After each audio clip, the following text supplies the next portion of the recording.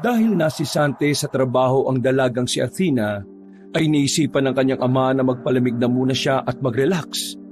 Sakto naman na nag-alok ng bakasyon ng kanyang ninong na si Rai sa probinsya nito. May kaya sa buhay ang kanyang ninong. Meron ito mga paupahan. Pero dahil walang bakante nang lumuwas siya roon, sa bahay siya na matanda tumira. Kasama niya ang kanyang bunsong kapatid na si Baste. Sa unang buwan nila ay wala naman silang napapansin na kakaiba sa lugar. Pero nang subukan nilang dumayo sa isang pista, ay nagsimula na ang kanilang kinatatakutang karanasan. Isang aswang ang nakagusto kay Athena, dahilan para malagay sa panganib ang buhay ng dalaga. Pipilitin siyang kunin ng aswang para isama sa lugar nito at gawing asawa. Pero buti na lang may kakilala si Ninong Rai na manunugis, ang lalaking si Logan. Ang lalaking po protekta sa dalaga para hindi ito malapitan ng aswang. Pero ningit sa kaalaman nila na ang tunay nilang kalaban ay walang iba kundi ang ninong ng dalaga. Isa rin pala itong aswang, pero ni isang albularyo sa lugar hindi naramdaman ang bagay na yon kay Ninong Rai. Ang tanong, ano kaya ang gagawin na matandang si Rai sa dalagang si Athena? Ano nga kaya ang matagal na nitong binabalak sa babae? Makabalik pa nga kaya ng Maynila si Athena gayong nasa poder siya ng kanyang ninong na inakala niyang mapagkakatiwalaan niya? Abangan ang mga susunod na kaganapan sa ating bagong handog na kwento dito lang sa nag-iisang tambayan ng lahat, ang mga kwento ni Kabanong.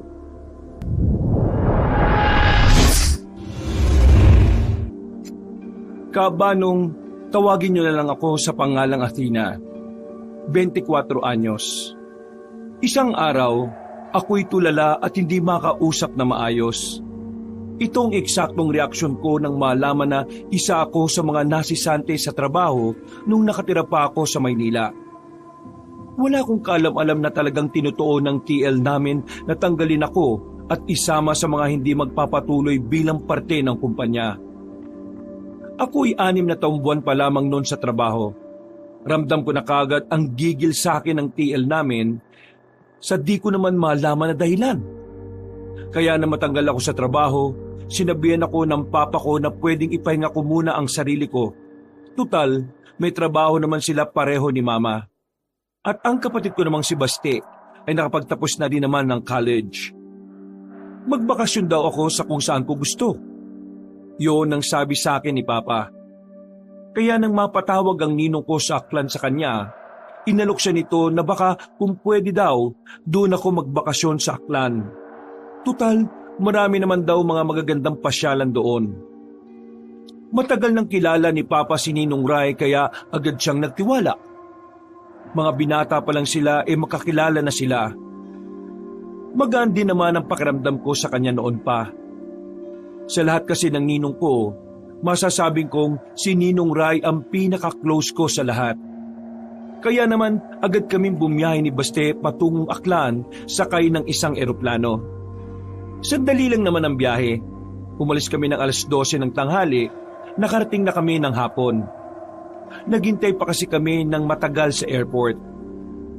Sa wakas, Ate Athena, makakalangap din ng sariwang hangin. Sawang-sawa na ako sa hangin sa Maynila na minsan may kasama pang utot eh. Tuwang-tuwa ka naman. Ikaw umayos ka ha kapag naroon na tayo sa bahay ni Ninong Rai. Matuto kang kumilos, makikitira lang tayo. Sigurado ka bang ayos lang sa'yo na bukod sa akin may iba ka pang lalaki na makakasama sa bahay? Anong gusto mo? Paalisin natin si Ninong, bahay niya yun. Huwag na tayong mag-inarte. Libre ang pagtira natin. Kung sana may bakante sa mga paupahan niya, di sana hindi tayo makakaabala sa kanya. At saka mabait na tao naman si Ninong Rai. Matagal na siyang kakilala ni Papa. Wala naman din naman problema sa akin kung may tiwala naman pala si Papa Ang iniisip ko lang naman ikaw. Malay ko bang masamang tao yung ninong mo, di ba? Huwag ka ngang judgmental. Hindi mo pa nga nakakausap Naninigurado lang ako. Ikaw na nga nagsabi matagal mo nang di nakakausap at nakikita yung Ninong Rai mo na yan. Basta, kasama mo naman ako Kaya kapag may problema, magsasabi ka kagad sa akin ha. Nang may paparating na tricycle, agad kong pinara yon, Kabanong. Tinanong ko muna sa driver kung saan ang direksyon niya. Nang malaman namin na dadaan naman pala yon sa lugar nila Ninong Ray, ay agad-agad na rin kaming umalis. Mula sa terminal na pinanggalingan namin, may higit 1 oras pa raw ang biyahe. Kaya naman, paggabi na rin kami nang makarating kami sa barangay nila Ninong. Pagbaba pa lang namin sa kanto, nakaabang na pala roon si Ninong Ray. Nung una, hindi ko kagad siya nakilala. Para kasing hindi siya tumanda. Yung itsura niya noong elementarya pa ako, ganun na ganun pa rin. Parang kakaunti lang yung itininda niya kumpara kay Papa. Kahit si Baste, hindi rin makapaniwala na nasa 50s na si Ninong Ray. Ayun yun? Oo, mukha pa ring bata, no? Baka kasi dahil mapera. Lumapit na rin sa amin si Ninong. Malapad ang ngiti niya. Gaya ng dati, madaldal pa rin siya. Nako, mabuti naman at nandito na kayo. Akala ko bukas pa kayo makakarating. Kasi nagluto ko ngayon Para pagdating nyo, kakain na lang kayo. Sabi ko kasi sa papa nyo, ipapatikim ko sa inyo yung pinagmamalaki kong dinakdakan. Baka hindi nyo na itatanong masarap rin ako magluto. Nasabi po sa amin ni Papa na bukod sa paupahan, pagiging chef din po ang pinagkakaabalahan nyo noon. Ay, oo. Masarap magluto at kumain. Pero iha, nako, ang laki mo na. Dalaga ka na. Parang noong nakita kita dati, ang late-late mo pa. Ang kulit mo pa nga sa akin dati. Hingi ka ng hingi ng barya, tapos iipunin mo lang. Ang loko-loko mo naman, Papa. Kukunin tapos itataya lang sa sabong. Nako, yan talagang Papa mo. Mahilig pa ba sa sabong yan? Hindi na po nagsabong si Papa. Dati po kasi nagkaroon ng hulihan sa amin Napasama si Papa. Buti na nga lang pinsan ni Papa yung hepe sa amin. Kaya ayun, nakiusap si Papa na baka pwedeng palayain na lang muna sila lahat tapos ititigil na ang sabungan. Nako, dapat lang itigil na ang sabong. Nakaka-addict kasi yan, iha. Ay, siya nga pala. Eto na ba yung kapatid mo? Si Bastian. Si Bastian, tama ba? Opo, si Sebastian. Magandang gabi po. Marami po palang salamat at patutuloyin nyo kami sa bahay nyo. Ang sarap ng hangin dito, no? Sariwa. Ay, masarap dito. Peaceful. Malayo sa ingay. Ang kalaban lang natin dito, mga chismosa. Wag nyo na lang intindihin sila, ha? O tara na, nang makakain na rin kayo at makapagpahinga. Kinuha ni Ninong Ray ang daladala naming maleta. Habang nauuna siya sa aming maglakad, hindi maiwasan ni Baste na hindi pansinin ang malapad na likod ni Ninong. Ang sabi ni Baste, parang maskulado raw ang katawan nito. Hindi ko na nga lang din pinansin dahil hindi ko trip ang mga ganong klase ng usapan. Nang makarating kami sa bahay ni Ninong Ray, agad kaming umupo sa harapan ng lamesa at sabay-sabay na kumain. Marami-raming naikwento si Ninong Ray sa amin. Sa sobrang dami, parang kami na lang ang gustong sumuko. Hindi namin siya maawat dahil ayaw naman naming magmukhang bastos. Natigilan lang siya sa kanyang pagdadaldal nang may nangatok na sa bahay. Lumabas si Ninong Ray. Kami naman, iniligpit na lang ang kinainan namin. Habang nasa sala, namamangha kami sa bahay, Kabanong. Hindi naman sobrang laki, pero makaluma. Kahoy yung sahig pero makintab. Tipong pwede kang magsalamin. Basta yung estilo ng bahay ni Ninong Ray ay parang mga bahay noong panahon ng Kastila. Grabe yung vibe ate, no? Parang nasa sinaunang panahon ako Kaya wag kang hawak ng kung ano-ano dyan. Baka mamaya antigo na yung mga yan, tapos mabasag mo pa. Ate, sabihin mo nga sa akin, wala bang apo o anak na babae ang si Mang Ray? Yung pwede kong maging kaibigan? Tumigil ka nga, maglalandi ka lang eh. Nandito tayo para magbakasyon at para kahit papaano, makalimot naman ako sa pagkakatanggal ko sa trabaho. Kasama na sa bakasyon ng landi, di ba? Ito naman KJ. Natigilan kami sa pag-uusap nang balikan kami ni Ninong Ray. Napapakamot siya sa ulo na parang stress. Iha. Nako, pasensya na ha. Hindi ko kayo maaasikaso ngayon. Nagkaroon lang ng emergency doon sa paupahan ko. Ayos lang ba na iwan ko muna kayo? Opo, wala pong problema. Ilalagay na lang po namin ang mga gamit namin sa kwarto. Saan po ba ang magiging kwarto namin? Pag-akyat nyo sa taas, yung unang kwarto, doon ka, Iha. Ikaw naman, Baste, doon sa pangalawa. Tig-isa kayo kasi alam ko hindi komportable si Athena na may kasamang lalaki kahit kamag-anak. Opo, ganyan na siya, bata pa lang kami. May sariling ng kwarto yan habang ako dati, sa sala lang. Ano ka ba? Natatawa na lamang si Ninong Ray at nagpaalam na rin sa amin. Nung mga sandaling yon, sinimulan na lang namin ni Baste na ilabas ang mga gamit namin. Malinis ang silid na pinagamit sa amin. Ang kaso nga lang, hindi ako sanay na malaki ang bintana. Sliding window siya pero kahoy. Kung ano yung makikita mo sa bahay ng mga sinaunang Pilipino, ganun na ganun. Ay, makakapagpahinga na rin. Sinalampak ko na muna ang sarili ko sa higaan. Malambot ang kama. Mukhang pinagandaan talaga ni Ninong Ray ang pagdating namin. Papikit na sana ako nang biglang pumasok si Baste sa kwarto ko. Pwede ba matuto kang kumatok? Ano bang kailangan mo? Pwedeng pairam ng charger? Naiwan ko pala yung charger ko sa bahay eh. Tignan mo tong isang to. Kakamadali mo yan eh. Sige na, lowbat na ako te. Paglalaro pa kami ng mga tropa ko. Good luck sa signal ah. Iritado kong iniabot sa kanya ang charger ko.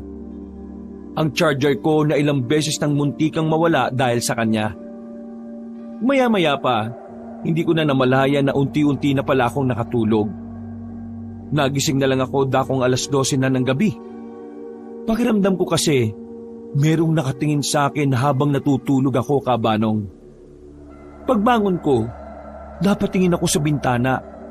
Kaya pala malamig, nakabukas na pala yon. Bakit nakabukas to? Nakasarado to kanina.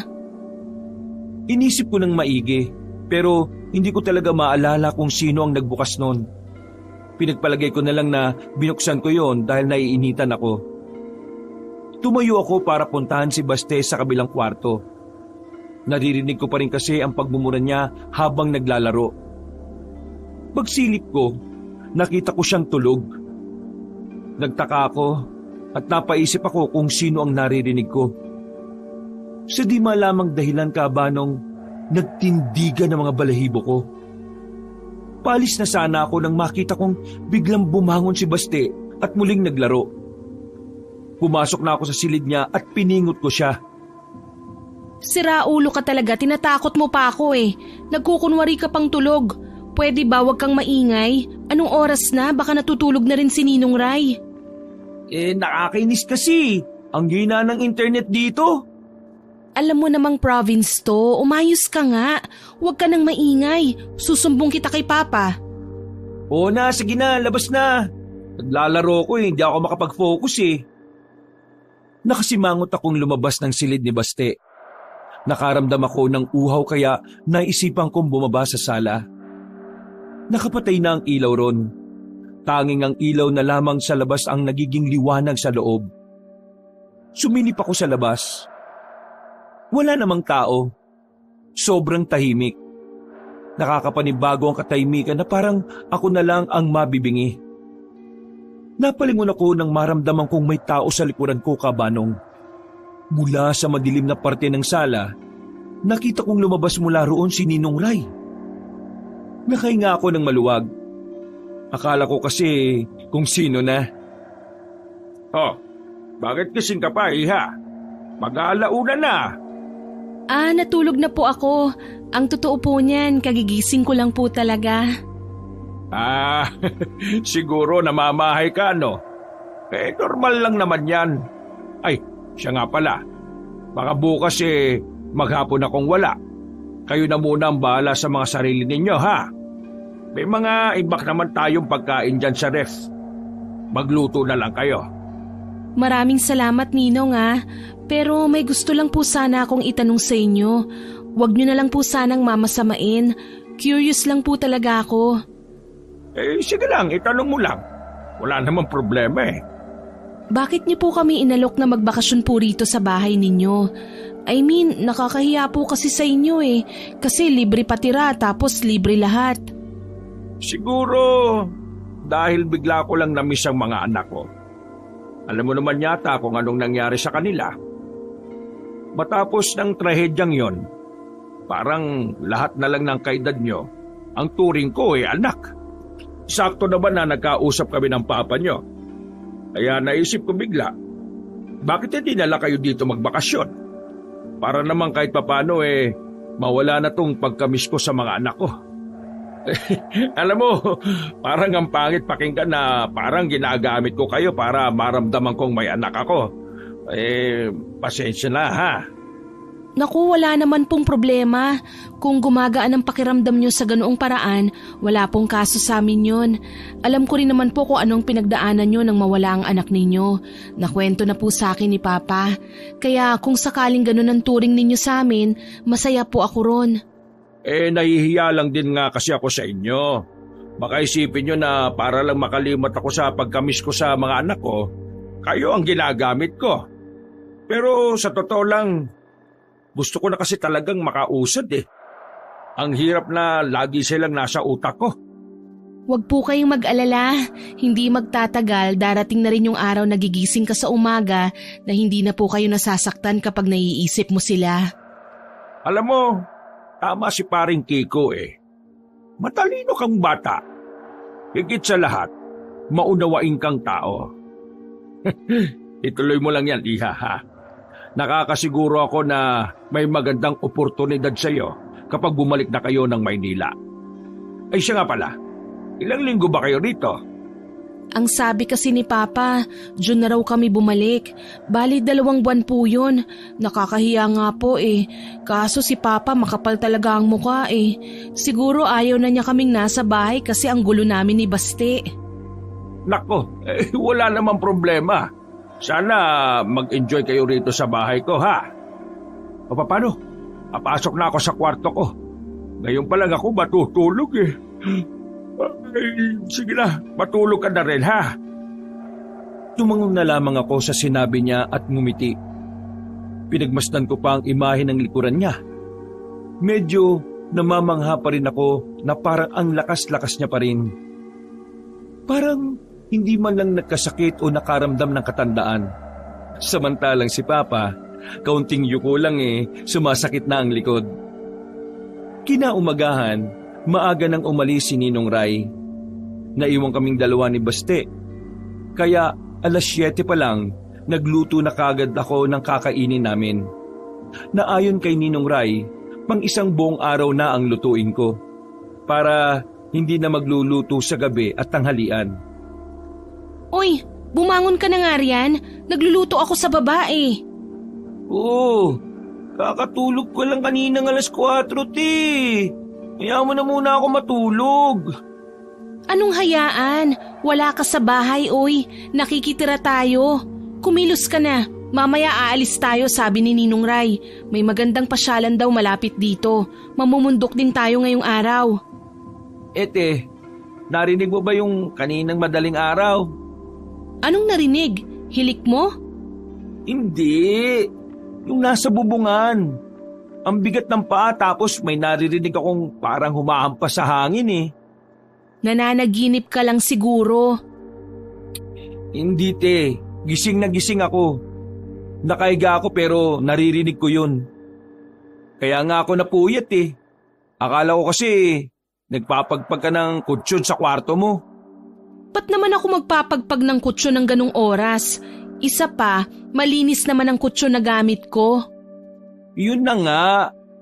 Kaya nga nagtataka ako kanina kaya hindi na ako nakatulog agad pagkatapos ko maglaro. Naku, guni-guni mo lang yan. Puro ka kasi laro eh. Kaya yung utak mo kung ano-ano na lang ang napapansin. Basta, hindi talaga ako mapalagay eh. Bumangon ka na. Sige na. Masusunog niluluto ko eh. Hinila ko na si Baste palabas ng kwarto niya, Kabanong, at dinala ko na rin siya sa kusina para tulungan ako. Habang nagluluto ako, kitang-kita ko pa rin ang pagiging balisa ni Baste. Pero hindi ko na lang masyadong inintindi. Ganon din naman siya kahit nasa Maynila kami. Makalipas ang ilang oras, natapos na rin kaming mag-agahan. Bandang 9:00, nakaalis na rin kami ng bahay. Pupuntahan kasi namin ang magandang ilog na malapit lang din sa barangay nila Ninong Ray. Tingin ng tingin sa amin yung mga tao, Kabanong, na parabang yun ang unang pagkakataon na nakakita sila ng taga Maynila. Nailang na lang din kami ni Baste pero pinilit na lang namin baliwalain. Nang makarating na kami sa ilog, napansin namin na parang kami lang ang naroroon. Siguro dahil mga turista lang naman talaga ang natutuwa sa ganoong lugar. Sa mga taga roon kasi, normal na lang sa kanila ang ilog. Ate, dun, baka may mga naliligong babae dun. Aray! Kabatok naman to. Puro kakabastusan? Anong kabastusan dun? Nag-aalala lang ako na baka malunod sila. Remember, marunong akong lumangoy, o di maliligtas ko sila. Manahimik ka na dyan. Ang mabuti pa, ilabas mo ang kamera mo at kuhanan mo ako ng picture. Sinama mo lang ba ako dito para taga-picture mo? Bilis na kasi, ang dami pang angal eh. Kahit na papano, naging masaya naman ang unang gala namin ni Baste no mga sandaling yon. Nakarami kami ng pictures. Hindi na nga rin namin napapansin no na napapalayo na pala kami. Hanggang sa marating na nga namin ang tinatawag nilang Malaki Falls. May nakalagay na karatula sa gilid na bawal lumangoy doon. Pero ang mas nakakuha ng atensyon ko, Kabanong, ay yung isa pang karatula na nasa kabilang gilid. Ayon kasi sa karatula, ang falls daw na yon ay pagmamay-ari ng isang aswang. Sa hindi mahalamang dahilan, nakaramdam ako ng panlalamig. Buminis din ang tibok ng puso ko. Ako kasi yung tipo ng tao na naniniwala rin sa mga nilalang na mahirap ipaliwanag. Sa katunayan, marami akong kakilala na merong karanasan sa aswang. Kaya naman, ganun na lang ang reaksyon ko nang mabasa ko yon. Aswang ang owner nito, ate. Sana all may sariling falls. Tinapik ko si Basti sa balikat at pinagsabihan siya sa biro niyang yon. Sa pagpapatuloy ng paglalakad namin, Kabanong, nakaikot na kami sa bandang likuran ng falls. Maingat kami sa lakad namin dahil madulas ang daan. Medyo nilulumot na rin kasi ang ibang parte dahil na rin sa palagi itong nababasa. Meron kaming tinigilan na malaking puno. Malapad ang katawan, parang kasing lapad yata ng 2 bus. Tingin ko noon, sobrang tanda na ng punong yon. Kaya naman, hindi na ako nagdalawang isip na magpakuha ng larawan doon. Habang nagpipicture taking kami, biglang tumigil si Baste sa pagkuha ng larawan. Napatingin siya sa likuran ko, sa katawan ng puno. Lumapit siya at may tiningnan na kung ano ron. Ate, tingnan mo oh, mahabang hiwa sa katawan ng puno. Alam mo bang pwedeng gawa ito ng isang monster? Iniba pa niya ang boses niya para talagang matakot ako sa sinabi niya. Pero kinurot ko na lang siya sa tagiliran. Kulang na lang ay mangisay siya sa sobrang hapdi ng ginawa ko. Matapos ang paglalakbay namin doon, nagdesisyon na rin akong bumalik. Kami lang kasi ang naroon. Isa pa, nababahala din ako na baka bigla na lang kaming mabati ng kung anong engkanto roon. Sa paglalakad namin, muli kaming napahinto nang may maapakan si Baste na kung ano. Pagtingin namin, sabay kaming napaatras nang makita ang bungo ng tao. Muntikan pa siyang mapasigaw, Kabanong. Buti na lang ay tinakpan ko kagad ang bibig niya. Ate, ano yun? Di ba Di ba bungo ng tao yun? Oo, alam ko. Huwag ka nang maingay. May tinapon siguro na ulo ng tao dyan, ate. Pwede ba kumalma ka nga? Akala ko ba hindi ka matatakutin? Marahan akong lumapit sa bungo. Tiningnan ko pa kung may iba pang buto na naroroon. Pero wala na akong nakita. Kaya naman naisip ko na baka tama nga ang sinabi ni Baste. Na baka meron ngang pugot na ulo na itinapon lang doon. Nagmamadali na kaming makalis doon. Sa pagmamadali namin, ay isang lalaki naman ang nakabangga ang kuka, Banong. Sa tigas ng katawan niya, ako ang tumumba. Buti na lang ay halamanan ang tinumbahan ko, kaya hindi ako nabagok. Uy! Bulag ka ba? Hindi mo ba nakita ang ate ko? Tingnan mo, parang tanga na tumba. Hinarap agad ni Baste ang lalaking yon kaysa tulungan ako makatayo. Pagtingin ko sa lalaki, seryoso lang ang mukha niya. Parang walang emosyon. Parang robot na hindi mo sigurado kung kailan matututong magsalita. Bingi ka ba?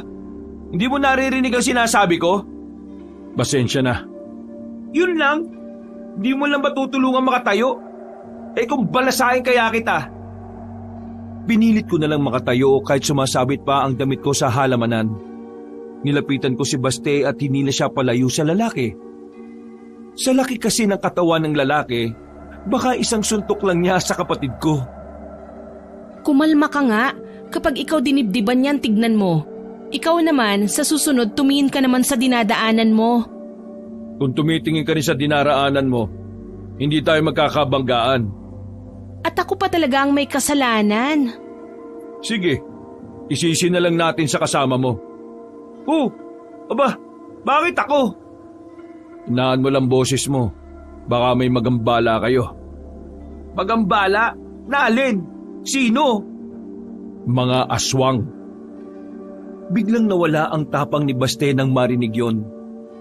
Ako naman, Banong, hindi ko rin alam kung ano ang mararamdaman ko. Matapos kasi naming makita yung bungo, makakarinig pa kami ng ganon mula sa isang lalaking hindi namin kilala.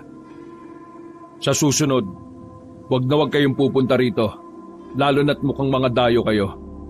Umuwi na kayo, baka hinahanap na kayo ni Mang Karay. Sinong Mang Karay? Sino sinasabi mong yon? Si Mang Ray. Kilala mo si Ninong Ray?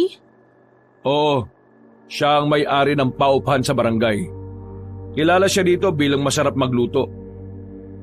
O sige na, umalis na kayo at aalis na rin ako. Pasensya na lang ulit. Kapag may naramdaman ka sa katawan mo, itanong mo lang kay Mang Ray kung saan ang bahay ko. Puntahan mo ako at gagamutin kita. Anong gagamutin? May ibang ibig sabihin ka, no? Hoy, bumalik ka rito! Nanggigigil ako sa'yo, tutupayin kita sa walo. Aray ko naman! Manahimik ka na nga. Yang tapang mo parang bata eh. Tumatapang ka kapag alam mong di ka papatulan eh. Una nga pinagtatanggol eh, binatukan mo pa ako. Baste, tingin mo may aswang talaga rito? Abay ewan. Pero malay mo, aswang pala yung naririnig ko kagabi. Tapos kakainin ka, ate. Awoo! Baduy mo? Tara na nga. Nauna na ako naglakad. Hindi ko na siya inintay dahil naririndi na rin ako sa mga sinasabi niya. Dakong 2:00 na makabalik na kami sa bahay ni Ninong Ray. Wala pa rin si Ninong. Kaming dalaw na naman ang magkasama sa bahay. Sa mga sumunod na araw, ganun at ganun pa rin ang naging sistema namin. Kada araw, umaalis si Ninong Ray. Alam naming abala siyang tao dahil marami din siyang pinagkakakitaan. Kami naman ni Baste, kung saan-saan kami namamasyal at namumundok. Kabisado na rin naman namin ang daan pabalik at medyo kilala na rin kami ng ibang tao sa barangay. Nakakadalawang linggo pa lang kami pero pakiramdam ko matagal na kaming nakatira doon. Wala naman sana kaming problema sa bahay. Ang tanging nagiging problema lang namin noon ay yung naririnig naming minsan kapag gabi. Natanong mo na ba kay Mang Ray kung ano yung naririnig natin sa taas? Pang-apat na beses na kasi yun eh. Palagay ko, hindi na yung basta pusa lang. Hindi ko pa naitatanong. Nakakahiya naman itanong yun. Alam mong abala si Ninong sa maraming bagay, tapos magtatanong tayo ng ganun. Baka mas stress lang yun. Paano kung aswang? Bakit, naniniwala ka na bang may aswang? Depende. Nagkibit balikat na lamang si Baste. Itinoon ko na lang ang atensyon sa niluluto ko nung hapon na yon. Pero ang totoo, maging ako ay napapaisip na rin. Ilang gabi na rin gumugulo sa isipan ko kung anumang hayop o nilalang ang naroon. Dakong 7:00 ng gabi, umuwi na rin si Ninong Ray. May mga dala siyang pagkain galing sa kung saan man siya pumunta. Asalubong! Pagatian nyo na lang ha. Malit lang kasi ang nabili ko eh. Wala na raw kasi yung malaki. Buko pa yan. Uy, sakto. Paborito ko yan, Mang Ray. Naku, maraming salamat po ha. Buti pa kayo, nakakaisip ng pasalubong. Si Papa hindi eh. Malalaki na raw kasi kami. Oy, baka mamaya magtampo papo mo dyan pag naalamang binibigyan ko kayong pasalubong ha. Siyempre, the best pa rin naman si Papa. Atina, ayos ka lang ba? Bakit parang tahimik ka yata? May sakit ka ba? Hindi, wala naman po. Nagkatinginan kaming dalawa ni Baste. Nagsinyasan kung sasabihin ba namin ang tungkol sa naririnig namin kapag gabi. Kinapalan na lamang ng kapatid ko ang mukha niya para mapag-usapan na rin ang bagay na yon. Mang Ray, may itatanong po sana kami pero sana wag po kayo magagalit ha. Ay bakit naman ako magagalit? Baka po kasi isipin nyo, tinatakot namin kayo. O baka nag-iisip kami na hindi safe dito sa bahay ninyo. Ay nako, sige na, ano ba yan? Sabihin mo na. Kasi Mang Ray, 4 na beses na kasi kaming nakakarinig na parang may tao sa taas ng bubong. Nung nakaraang Lunes ng gabi, nung nakaraang Martes tapos Lunes ulit. Tapos kagabi lang, meron ulit. Para siyang hayop. Tapos may kakaibang tunog. Parang nagpapagpag ng kutsyon eh. Alam niyo po yung tunog ng 2 unan kapag pinagpapagpag? Ganun po. Kapag naririnig po kasi namin ni ate yon, hindi na kami makatulog eh. Tama po ang sinasabi ni Baste, Ninong. Nakakaabala po talaga sa pagtulog. Kung minsan nga po napaparanoid na po kami na baka... Na baka aswang po. Aswang? Ninong Ray, totoo po ba talagang may aswang dito? Para sa akin, totoo naman ang mga aswang. O sige, tatapatin ko na rin kayo ha. May aswang dito sa atin. Pero nung araw pa yun eh. Mga binata pa yata ako.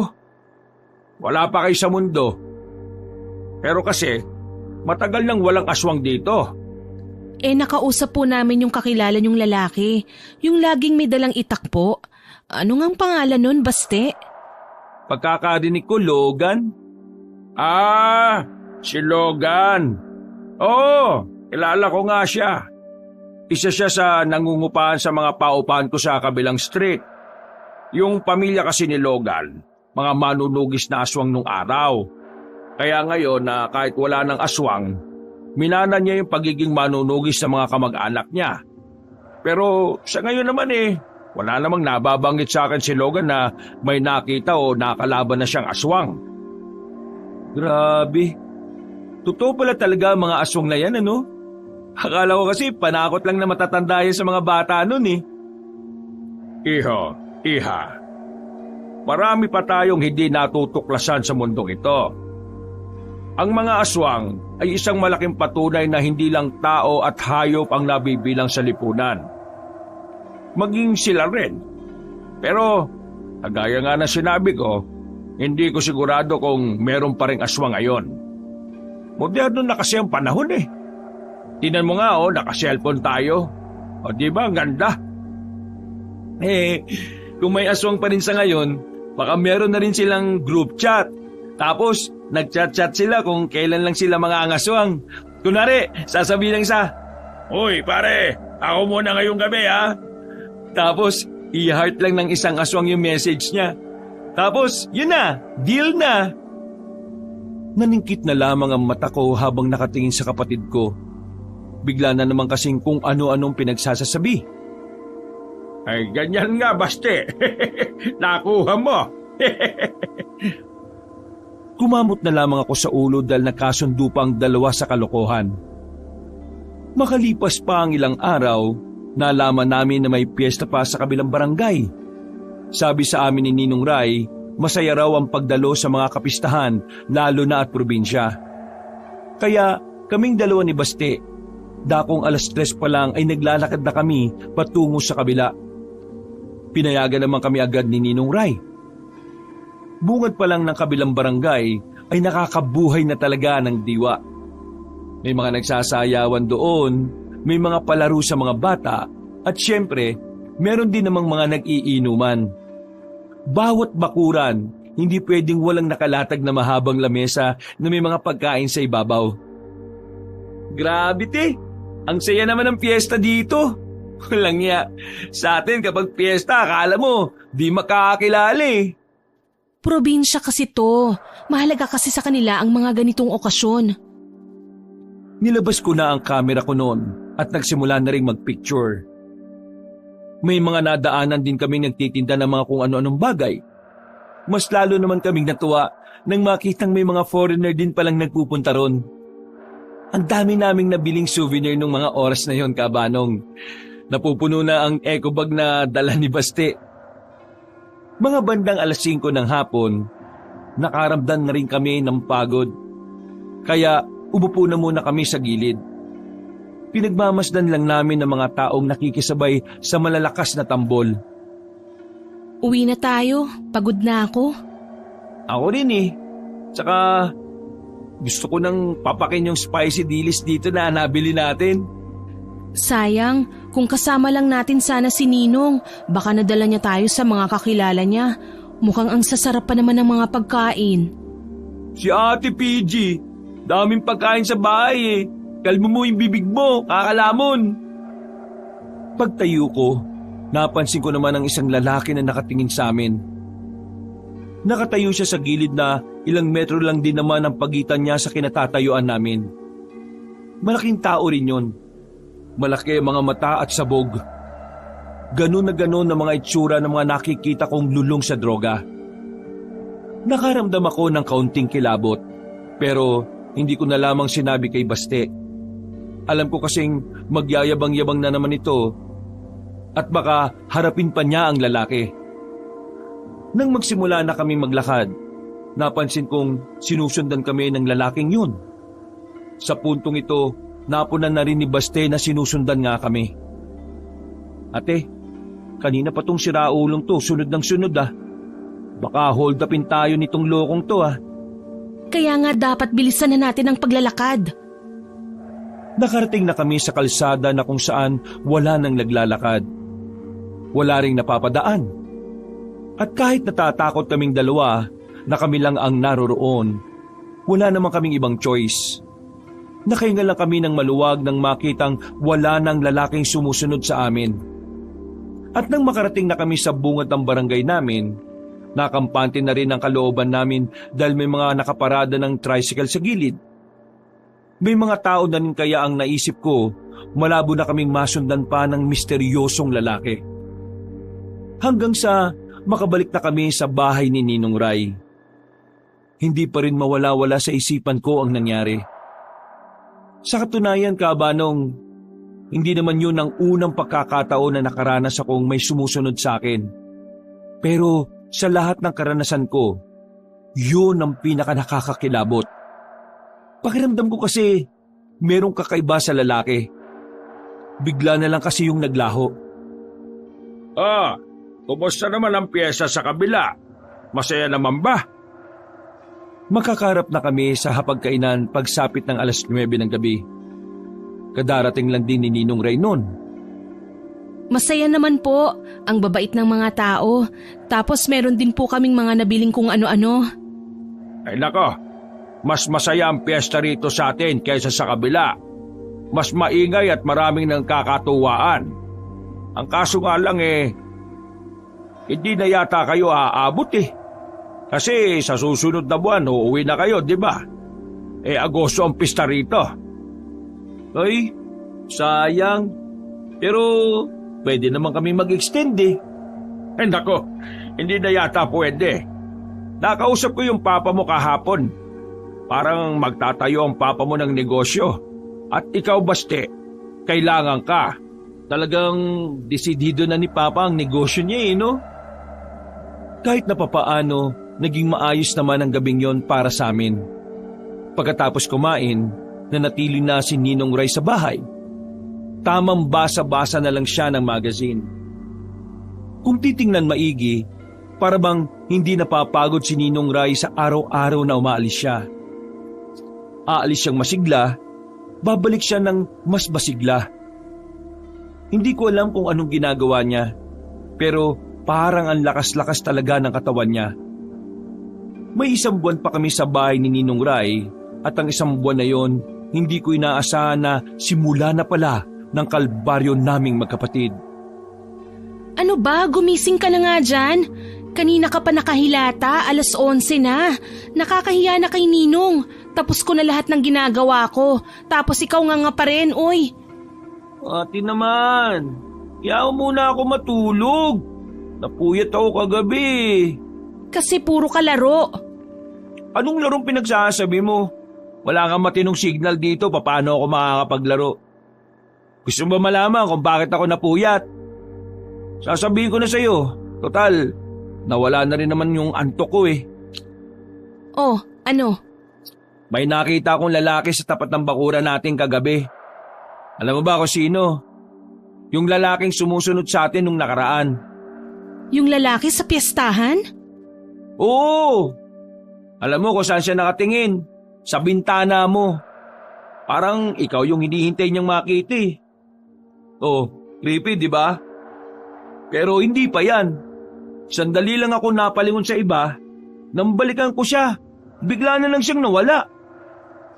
Nung tanghaling yon, nakaramdam na ako ng matinding kaba, Banong. Hindi ko inaasahan ang sinabi ni Baste. Dahil sa katunayan, napapaniginipan ko rin ang lalaking yon. Sa panaginip ko, parang gusto niya akong isama. Uy, ayos ka lang ba? Namumutla ka Nang kasi, kung inayaan mo lang sana ako matulog di ka na sana natakot. Tara na sa baba, magpahangin ka ron. Napilitan na lamang si Baste na samahan ako sa baba. Bigla na lang din akong nanlamig. Parang nanghina ang tuhod ko sa ideyang hindi normal ang stalker ko. Sinabi namin kay Ninong Ray ang bagay na yon. Kaya kinagabihan, pumunta sa bahay ang lalaking si Logan. Inausap ako ni Mang Ray. Ako nga hahanap sa lalaking sumusunod sa'yo. Maraming salamat. Sigurado ka bang hindi mo nakausap ang lalaking yon? Hindi, basta sinusundan niya lang kami noon. O sige, mag-iingat ka. Bakit? May mga aswang sa probinsyang ito ang naghahanap ng mapapangasawang babae. Ay, teka. Saan mo na naman ako ang info na yan? Ang sabi ni Mang Ray, matagal nang walang aswang dito. Yung kasi ang pagkakaalam niya. Pero ang totoo, nandito pa rin ang mga aswang. Naghihintay lang sila ng tamang pagkakataon. Tamang pagkakataon? Ng ano? Pagkakataon para umatake at mambiktima. Di, ikaw ngayon ang chaperone namin. Hindi. Sisilipin ko lang kayo palagi kapag sasapit na ang gabi. Kung hindi ko lang iniisip na aswang ang lalaking sumusunod sa kapatid mo, wala naman sana akong pakialam sa inyo Pero dahil mahinala ako na aswang yon, hindi ako pwedeng walang gawin. Nasa kabilang street lang ako. Diretso lang, tapos kakaliwa kayo. Tawagin niyo lang ako ron kapag may nangyaring hindi maganda. Hindi na kami hinintay pang magsalita ni Logan. Naglakad na rin ito paalis.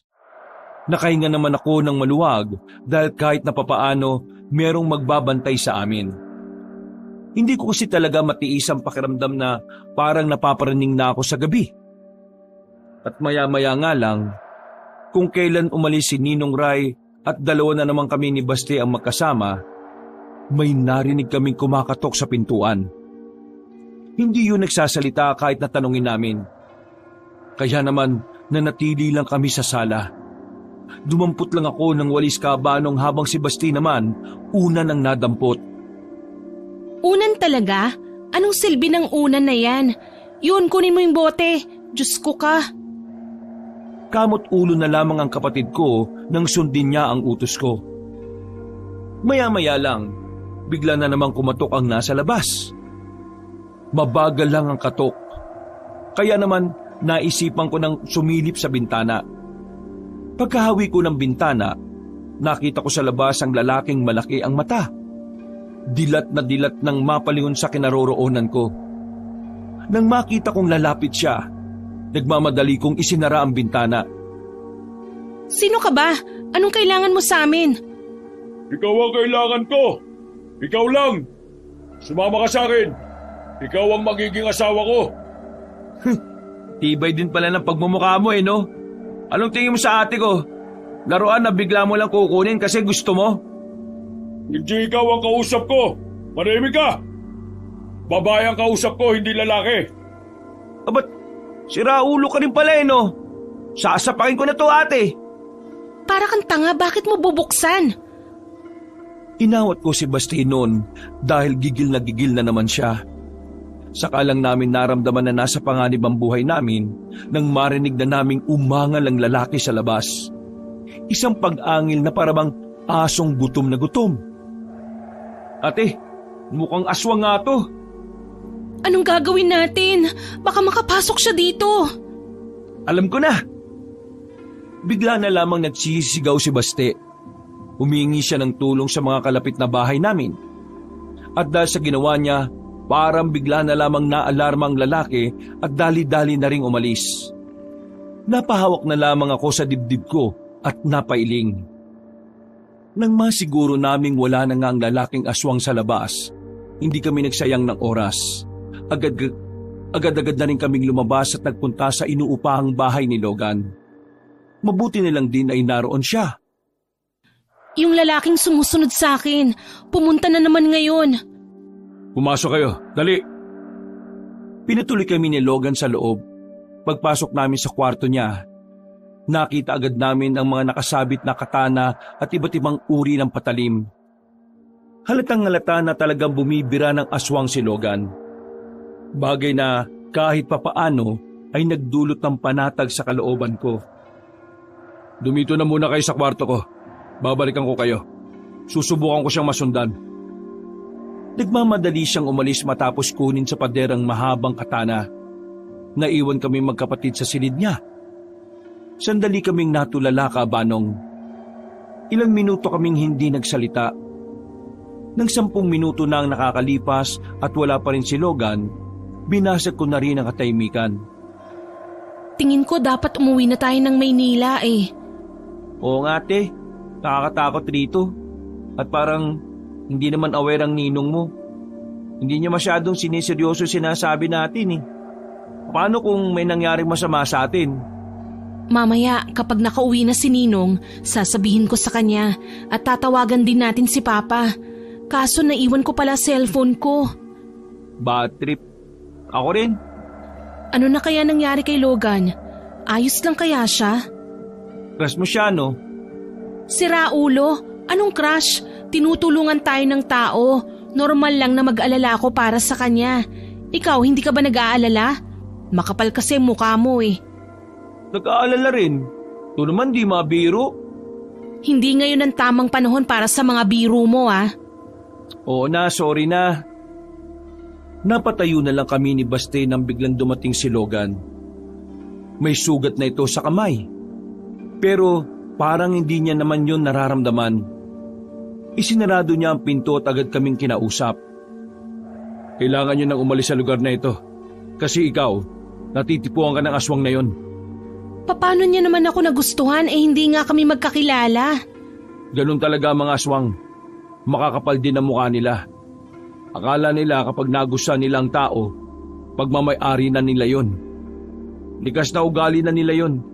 Kaya yun ang dahilan kaya dapat wala ka na rito. Ako, wala naman nagkakagusto sa'yo. Kaya magpaiwan ka kung gusto mo. Ba't lukot talaga? Alam mo ba kung nasan si Ninong Ray ngayon? Magkakilala lang kami. Pero hindi naman kami sobrang malapit sa isa't isa. Kaya hindi ko alam ang mga lakad niya. Ang mabuti pa, bumalik tayo sa inyo at sasama ako habang inihintay natin si Mang Ray. Mambo na sa labas nang naglakad kami pauwi. Hindi ko maiwasang hindi maging tamang hinala ng mga sandaling yon. Kung wala nga lang si Logan, baka nanigas na ako sa takot. Nakabalik naman kami ng payapa sa bahay. Sinubukan na rin namin ni Baste na tawagan si Papa. Ang kaso nga lang, dahil biglang bumuhos ang malakas na ulan, nawalan na ng signal. Hoy Logan, kapag ba maulan, yung mga aswang hindi nalabas ng bahay? Kapag maulan, mas malakas ang loob nilang mambiktima. Kasi hindi sila maririnig kahit nasa mga kagaya kong alam ang taktika nila. Ibig sabihin, pwede siyang bumalik ngayon? Oo, pwede. Pero huwag kayong mag-alala. Kasama niyo naman ako eh. Hindi ako aalis dito sa bahay ninyo hanggat hindi nakakabalik si Mang Ray. Maraming salamat talaga. Wala kasi talaga kaming alam sa mga aswang-aswang na yan eh. Ang mahalaga, naniniwala kayo. At hindi kayo mangmang sa existence ng mga aswang. Nung araw, sabi ng lolo ko, maraming namatay na tao dahil hindi sila naniniwalang totoo ang mga nilalang na yon. Kamalayan ang mahalaga sa mga ganitong sitwasyon. Kapag may alam ka, malaki ang tsansa mong makaligtas sa kapahamakan. Ano bang pamatay sa mga aswang na yan? Paepal kasi. Nagbabakasyon lang naman kami rito. Pwede silang gamitan ng patalim, ng anting-anting, mutya, o kung ano-ano pa. Kahit na anong paraan, pwedeng gamitin sa kanila. Pero hindi sila ganun kadali mapatay. Depende sa uri nila. Yung lalaking yun, anong uri ba siya? Hanggang ngayon, hindi ko pa rin alam eh. Kanina na makakalabang ko siya. Nararamdaman kong iniiwasan niya lang ako. Wala siyang balak pumalag. Siguro dahil ang tanging gusto niya lang mangyari, makuha ka, Athena. Napalunok na lamang ako ng laway kabanong. Kabadong malala dahil sa mga bagay na naiisip ko na pwedeng mangyari. Sumapit na ang alauna ng madaling araw. Lumakas ng lumakas ang ulan. Pero hindi pa rin nakakauwi si Ninong Ray. Sa puntong yon, nakakaramdam na rin ako ng inis sa ninong ko. Kung kailan kasi laging may nangyayaring kakaiba, doon pa siya laging wala. Sige na te, matulog ka na muna dyan sa sofa. Magpupuyat kami nitong si Logan. Tingnan ko kung hanggang saan kaya nito. Feeling ko may gusto sa'yo to eh. Manahimik ka nga. Mga iniisip mo parang pangtangay. O sige na, magpahinga ka na. Kaya na namin to. Tama ang kapatid mo. Nalin, na may gusto ka sa kanya? Na kailangan niya magpahinga. Mabuti ng malinaw. Ako na lang ang nahihiya kay Logan ng mga oras na yon, kabanong. Humiga na lang ako sa sofa. Sinubukan kong makaidlip pero sa tuwing pipikit ako, naalala ko palagi ang mukha ng lalaki. Parang nakaimprenta na siya sa utak ko. Napatingin na lang ako kay Baste at Logan. Kung mag-usap silang dalawa, parang akala mo magkaaway. Parehong malalakas ang boses. Siguro dahil hindi lang talaga sila makarinigan sa lakas ng ulan. Hindi naman na bumalik pa ang aswang ng mga sandaling yon. Ang kaso nga lang, tuloy-tuloy pa rin ang malakas na ulan. Naging kampante ako kaya nakatulog na rin ako noon. Paggising ko, 6:00 na ng umaga. Si Baste, tulog na sa kabilang sofa. Si Logan naman, nakatayo pa rin sa tapat ng bintana. Kung anong posisyon niya nung bago ako matulog, ganun pa rin ang posisyon niya paggising ko. Parang hindi siya gumagalaw. Logan? Agad siyang tumingin sa akin. Mugto ng mata niya pero hindi pa rin nakakaisip na matulog o kahit umupo man lang. Humiga ka na muna rito. Maghahanda na lang muna ako ng kakainin natin. Hindi na. Dito lang ako. Pero hindi ka pa natutulog. Ayos lang. Sanay na ako. Bigyan mo na lang ako ng kape kung ayos lang. E di lalo kang hindi nakatulog. Matutulog na lang ako mamaya kapag nagising na ang kapatid mo. Gumiti na lang ako sa kanya. Nanatili naman siyang walang emosyon at binalik na lamang ang tingin sa labas. Naganda na ako ng almusal namin. Pagkatapos ko magluto, ginising ko na rin si Baste. Sabay-sabay kaming nag-almusal. At sa mga oras na yon, wala pa rin si Ninong Ray. Yun ang unang pagkakataon na inabutan na siya ng umaga sa labas. Sinusubukan na rin namin siyang tawagan, pero hindi namin siya makakontak dahil sa lakas ng ulan. Nag-alala na ako noon na baka may nangyari ng hindi maganda sa kanya. 8:00 ng umaga, nakatulog na si Logan. Halos hindi naman makita ang daan sa labas dahil sa lakas pa rin ng ulan. Wala kaming magawa. Nasa loob lang kami ng bahay. Nagdadasal na sana nasa maayos na kalagayan ang ninong ko. Mukhang malabo tayo makauwi kaagad Parang may bagyo Kaya nga, nakakainis. Parang pinipigilan talaga tayong makaalis. Nabuhayan kami ng loob ng mga sandaling yon nang makita naming dumating na si Ninong Ray. Basang-basa ito ng ulan at sira-sira na ang payong na dala. Diyos ko, pasensya na tinumaga ako Hindi kasi ako makalis dun sa kumpare ko dahil biglang lumakas ang ulan Delikado naman kung babiyaya ko kasi madulas ang daan. Kumusta kayo rito? Si Logan ba ang natutulog na yan? Opo, si Logan po. Buti naman po at ligtas kayo. Nag-alala po kami. Pero Ninong, magpalit po muna kayo ng suot nyo, baka magkasakit po kayo. May mahalaga po kaming sasabihin sa inyo. Ay sige, nilalamig na nga ako Ipagtimpla po kita ng kape para mainitan ka, Mang Ray. Ay sige, maraming salamat. The best ka talaga. Agad na naglakad ang ninong ko paakyat ka, Banong. Habang nasa hagdanan, meron akong napansin na kakaiba sa kanya. Parang may mga kaliskis siya sa bandang batok. Yung kaliskis na hindi makintab. Parang kaliskis na balat lang na makapal. Tapos, kulay itim. Medyo napaisip lang ako. Nakita ko na rin kasi yon sa kanya sa bandang leeg niya noong nakaraan. Sa isip-isip ko, may sakit ba sa balat ang ninong ko?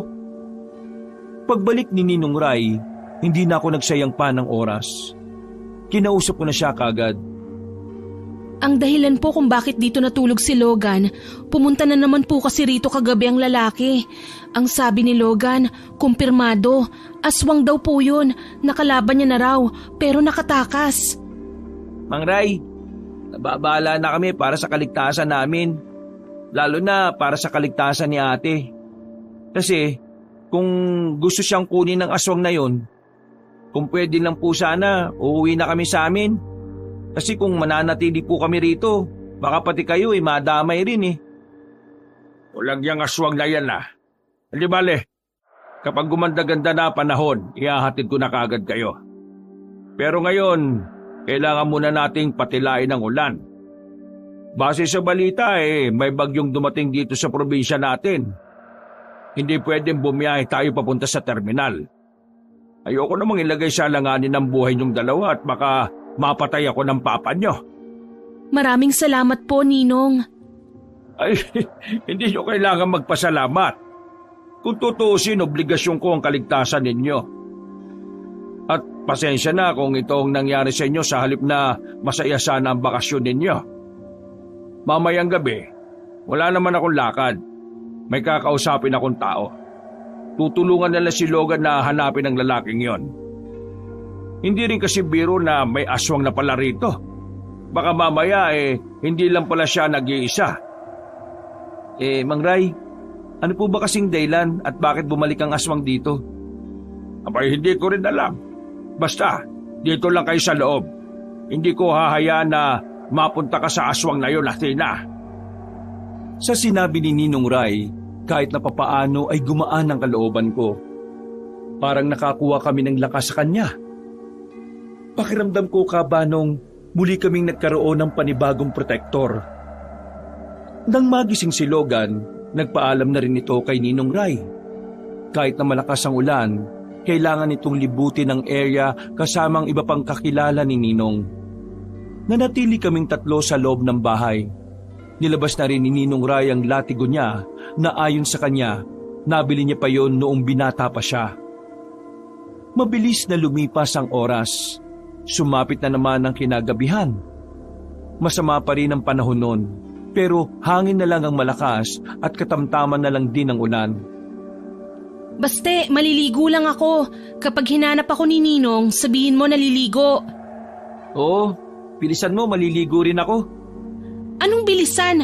Maghintay ka. Maligo ka na lang sa ulan.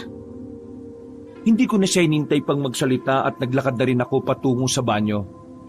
Habang naliligo ako, naramdaman kong parang may tao sa tapat ng pinto. Nakita ko rin na may anino sa ilalim ng pintuan. Simentado ang banyo na yon, pero sablay ang pinto sa pagiging kapos nito. Medyo kinabahan ako. Akala ko nun si Baste ang nasa harapan, pero naisip ko na wala naman siyang dahilan para tumayo doon. Naisip kong baka si Ninong Ray na naghihintay lang akong matapos. Pero hindi ko rin maisip na siya yon. Ang tagal ng anino na naroon, pero nang bilisan ko na ang pagligo, naramdaman kong umalis na rin siya. Paglabas ko ng banyo, inabutan ko si Baste na nasa sofa. Nagsi-cellphone habang si Ninong Ray naman kagagaling lang sa labas na may dalang payong. Ang nakita ko na lang sa tapat ng banyo ay ang bakas ng tsinelas na hindi ko rin naman sigurado kung sa akin bang bakasyon o hindi. Hindi ko na lamang yun pinansin. Pinagpalagay ko na lang na baka dahil sa mga nangyayari, napapraning na rin ako. Bandang 10:10 ng gabi, pinakyat na rin kami ni Ninong Ray sa taas. Kailangan na naming makatulog ng maaga dahil ilang araw na rin kaming di makatulog na maayos. Paghiga ko, dinalaw na rin ako ng antok. Masarap na sana ang tulog ko pero naramdaman ko na namang parang may nakatingin sa akin. Yung presensyang parang nanggaling sa pintuan. Kaya nang maalimpungatan ako, parang napansin kong nakatayo ron si Ninong Ray. Hindi ko alam Kabanong kung bakit. Inakala kong panaginip lang yon kaya bumalik na lang ako sa tulog. Pero dakong 4:00 na madaling araw, naramdaman ko na lang na nakaupo siya sa paanan ko. Paggising ko, nakatingin siya sa akin ng diretsyo. Kakaiba ang tingin na yon. Bumaba ang tingin niya patungo sa bandang balakang ko. Bagay na mas lalong nagdulot ng pagkailang sa akin. Nung mga sandaling yon, bigla na lang akong inantok ulit. Nakatulog ako at ang huli ko na lang nakita ay ang ngiti niyang hindi ko karaniwang nakikita sa kanya. Kinaumagahan, naalala ko na naman ang nangyari. Kinalibutan ako at agad akong nakapag-isip ng masama laban kay Ninong Ray. Pero pagtingin ko sa pinto, nakasarado. Nakalak pa nga ito, pati na rin ang bintana. Panaginip lang ba ang lahat ng yun? Nagsimula na akong malito, Kabanong. Wala na kasing ibang paraan para makapasok sa silid ko ang kahit na sino. Kaya hindi ko rin naman pwedeng isipin noon na totoong pumasok si Ninong Ray. At isa pa, napagtanto ko rin na bakit niya namang gagawin yon. Hindi naman siya ganong klase ng tao. Umiling-iling ako. Pinagpalagay ko na lang na baka isang panaginip lang yon na buhay na buhay. Pero hindi naman talaga totoong nangyari. Lumabas ako ng silid ko. Nabigla ako kasi si Baste ang naghanda ng pagkain namin. 8:00 na kasi pala. May sakit si Mang Ray. Sabi niya, mauna na raw tayo. May sakit? Totoo? Nagdududa ka pa ah.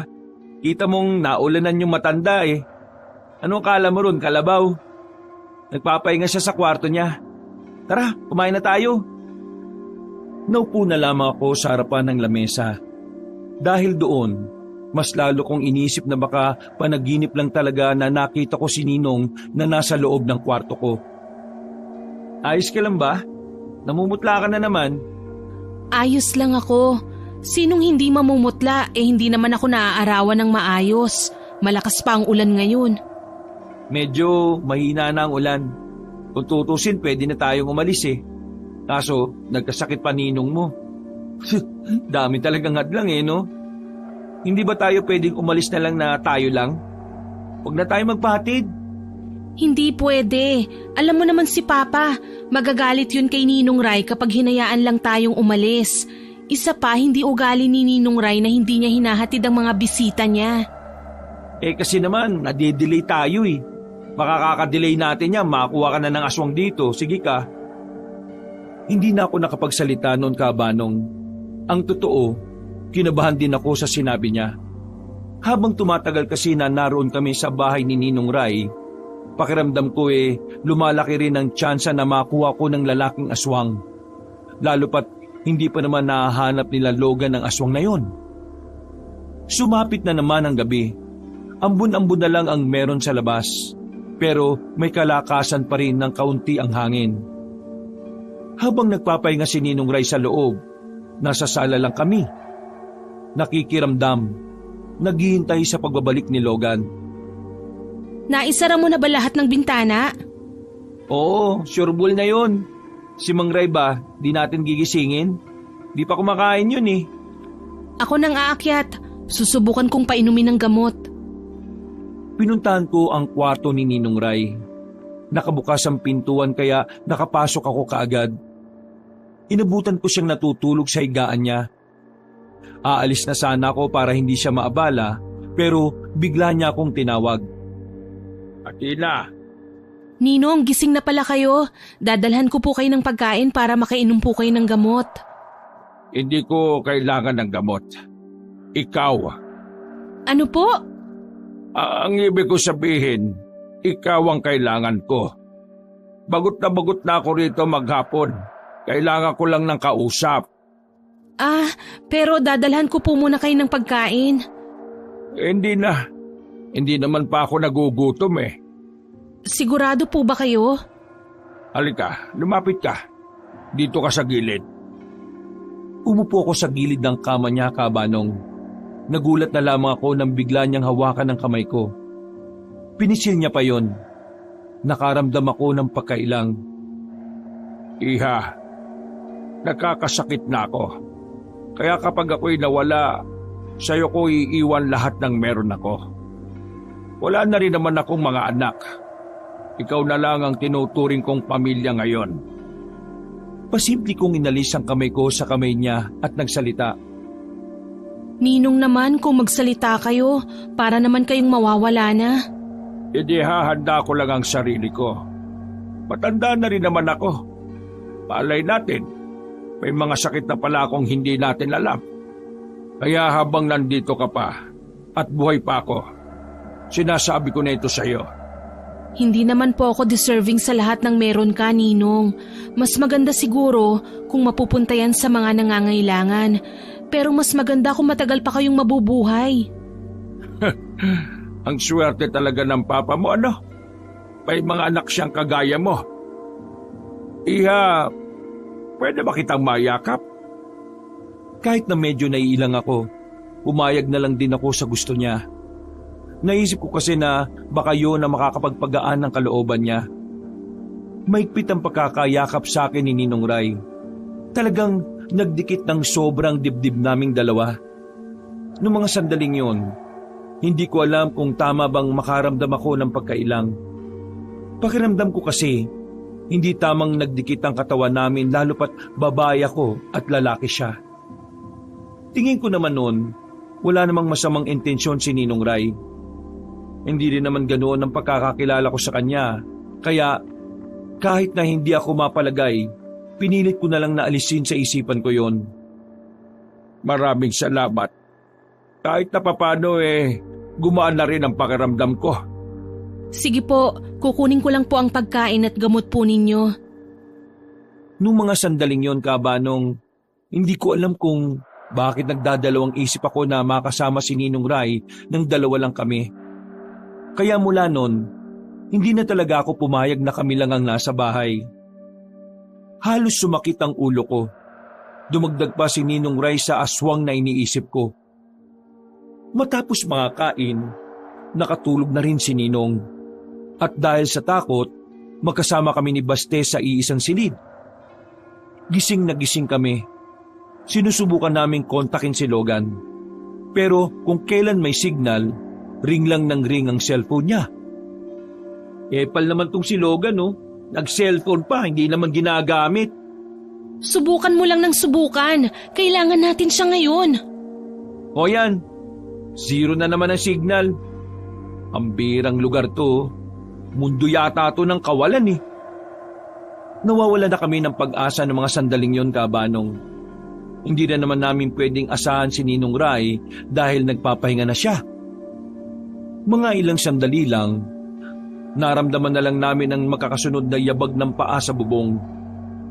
May mga yabag din ng paa sa paligid, na kahit naambon, dinig na dinig ang mga hakbang nilang parang nagdadabog. Mas lumala ang kabako nung mapagtanto na malayo ang mga kapitbahay doon. Kahit na sumigaw kami, walang gaanong makakarinig. O kung meron man, walang magtatangkang tulungan kami kapag nakita ang mga aswang sa labas.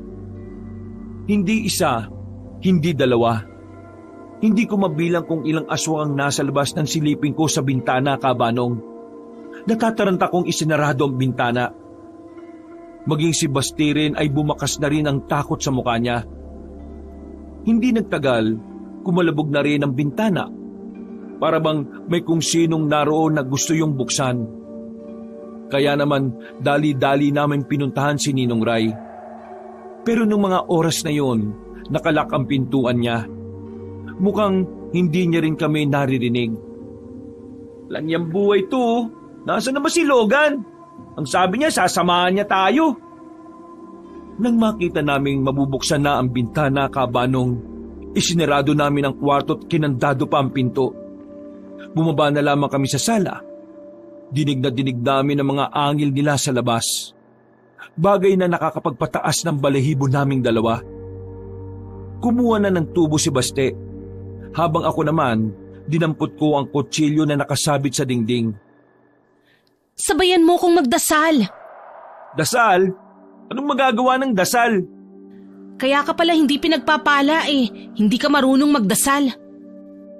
Magtatalo pa sana kami nang biglang narinig namin na may kumalabog sa taas. Pakiramdam namin, nakapasok na ang aswang sa mga kwarto. Mas lalo naman kaming kinabahan ng mga sandaling yon. Ang unang pumasok sa isipan ko ay si Ninong Ray.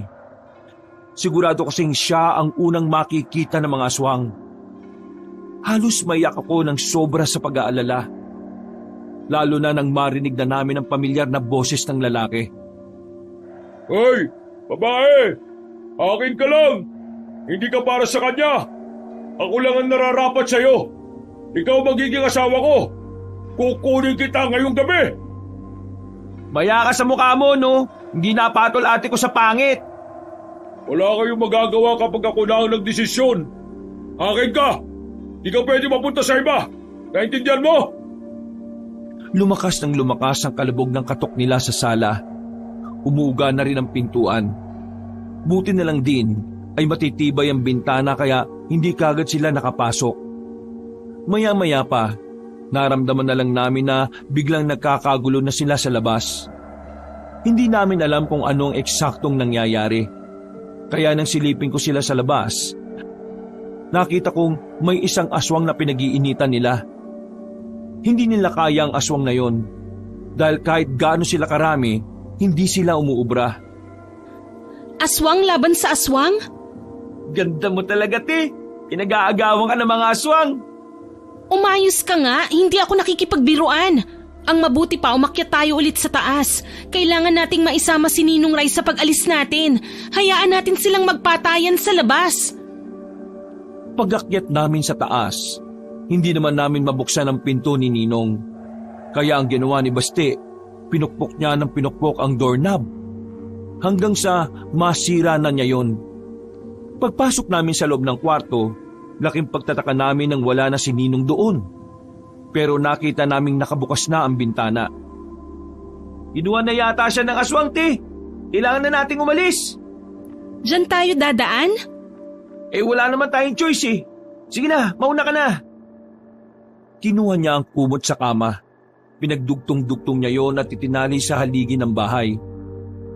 Gamit ang kumot na nagsilbi naming lubid, agad kaming nakalabas ng bahay. Habang nagkakagulo ang mga aswang, hindi na kami nagsayang ng oras. Palihim kaming tumakbo papunta sa may gilid. Pinuntahan namin ang inuupahan ni Logan. Pero wala siya noong mga sandaling yon. Ang sabi ng iba, hindi pa raw nakakauwi. Sinabi namin sa mga naroon na inaatake kami ng aswang. Pero nakatingin lang silang lahat sa amin. Karamihan sa kanila ay natatakot.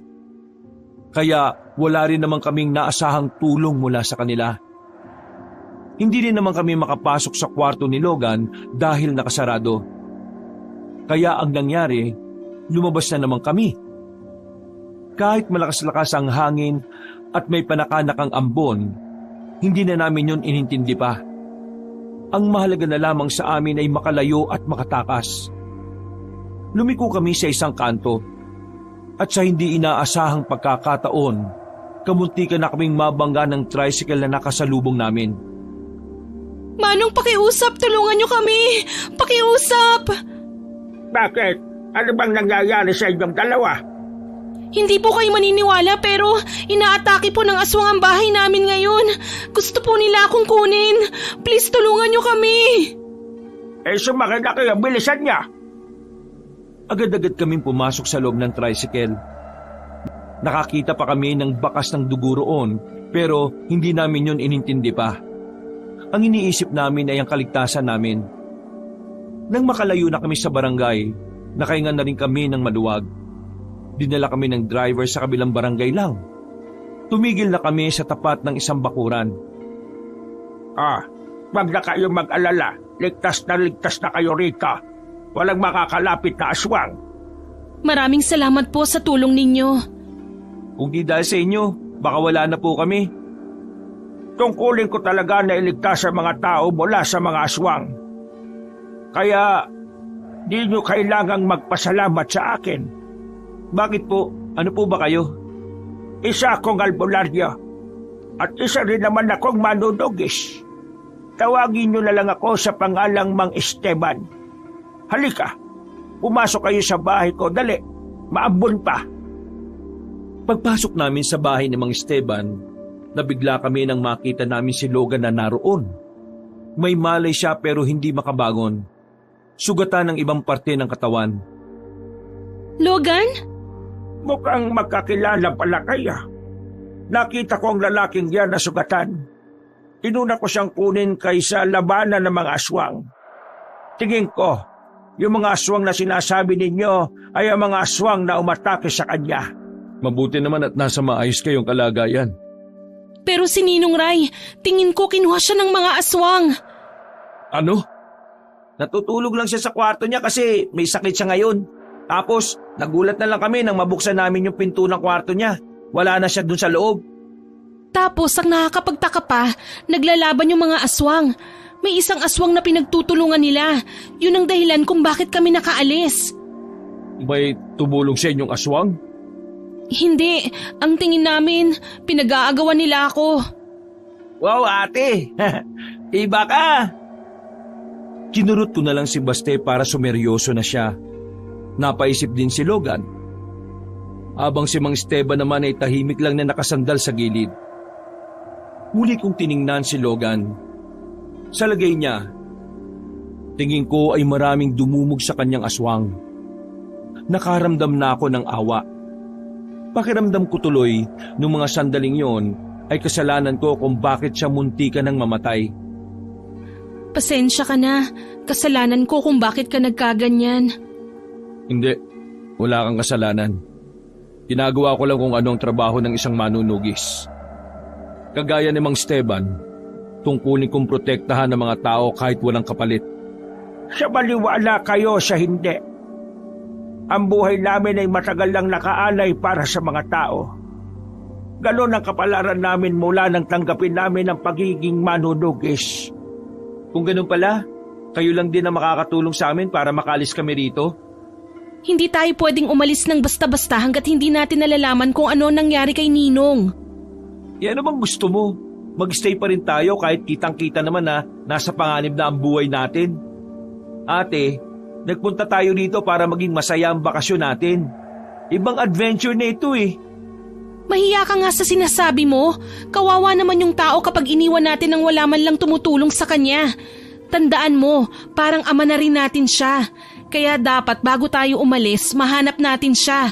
At hanggat maaari, makasama natin siya sa pag-alis kung talagang nasa panganib din ang buhay niya. Ay naku, bahala ka nga. Ikaw naman ang matanda eh. Hindi nyo kailangan magtalo. Baste, hindi kayo pwedeng umalis na lang. Kung aalis kayo nang hindi pa nahahanap si Mang Ray, pwedeng isipin ng mga kalugar natin na may ginawa kayong masama sa kanya.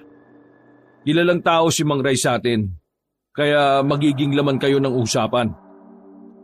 Bumuntong hininga na lamang si Baste. Hindi na lang din ako nagsalita para hindi na lumaki pa ang pagtatalo. Naawa kasi talaga ako noon kay Ninong Ray. Kahit na nakaramdam ako sa kanya ng hindi maganda, tinitingnan ko pa rin siya bilang tao na mahalaga para sa akin. Mamayang umaga, sasama ako sa inyo. Pupuntahan ko ang bahay na sinasabi mong ninong mo. Kailangan ko lang maglagay ng mga pangontra para naman hindi na kayo malapitan pa ng aswang. Lalong-lalo na yung mga aswang na nagkaroon ng gusto sa iyo. Maraming salamat po. Naging kalmado naman ang mga sandali, Kabanong. Nalinawan na rin ang utak ni Baste kaya kinausap na rin niya ako. Habang nag-uusap si Logan at Mang Esteban sa loob, sinusubukan naming makontak si Papa sa Maynila gamit ang cellphone ni Mang Esteban. Ang kaso nga lang, bigo pa rin kaming makausap ang tatay namin. Dismayado kaming bumalik sa loob at agad na rin nakapagpahinga. Binantayan kami magdamag ni Mang Esteban. Kinaumagahan, nakakabangon na si Logan at nakakakilos na rin na maayos. Epektibo kasi ang mga gamot na ipinahid sa kanya ni Mang Esteban. Magkakasama na kaming kumain ng almusal. Nagpasama na sa amin si Mang Esteban pabalik sa bahay ni Ninong Ray. Pagdating namin, kitang-kita ang mga kalat sa bakuran. Sira na rin ang pintuan. Nagkalat ang ibang gamit sa sala. Pero wala na kaming inabutan. Wala si Ninong Ray. Dahilan para mas lalo kong mabahala.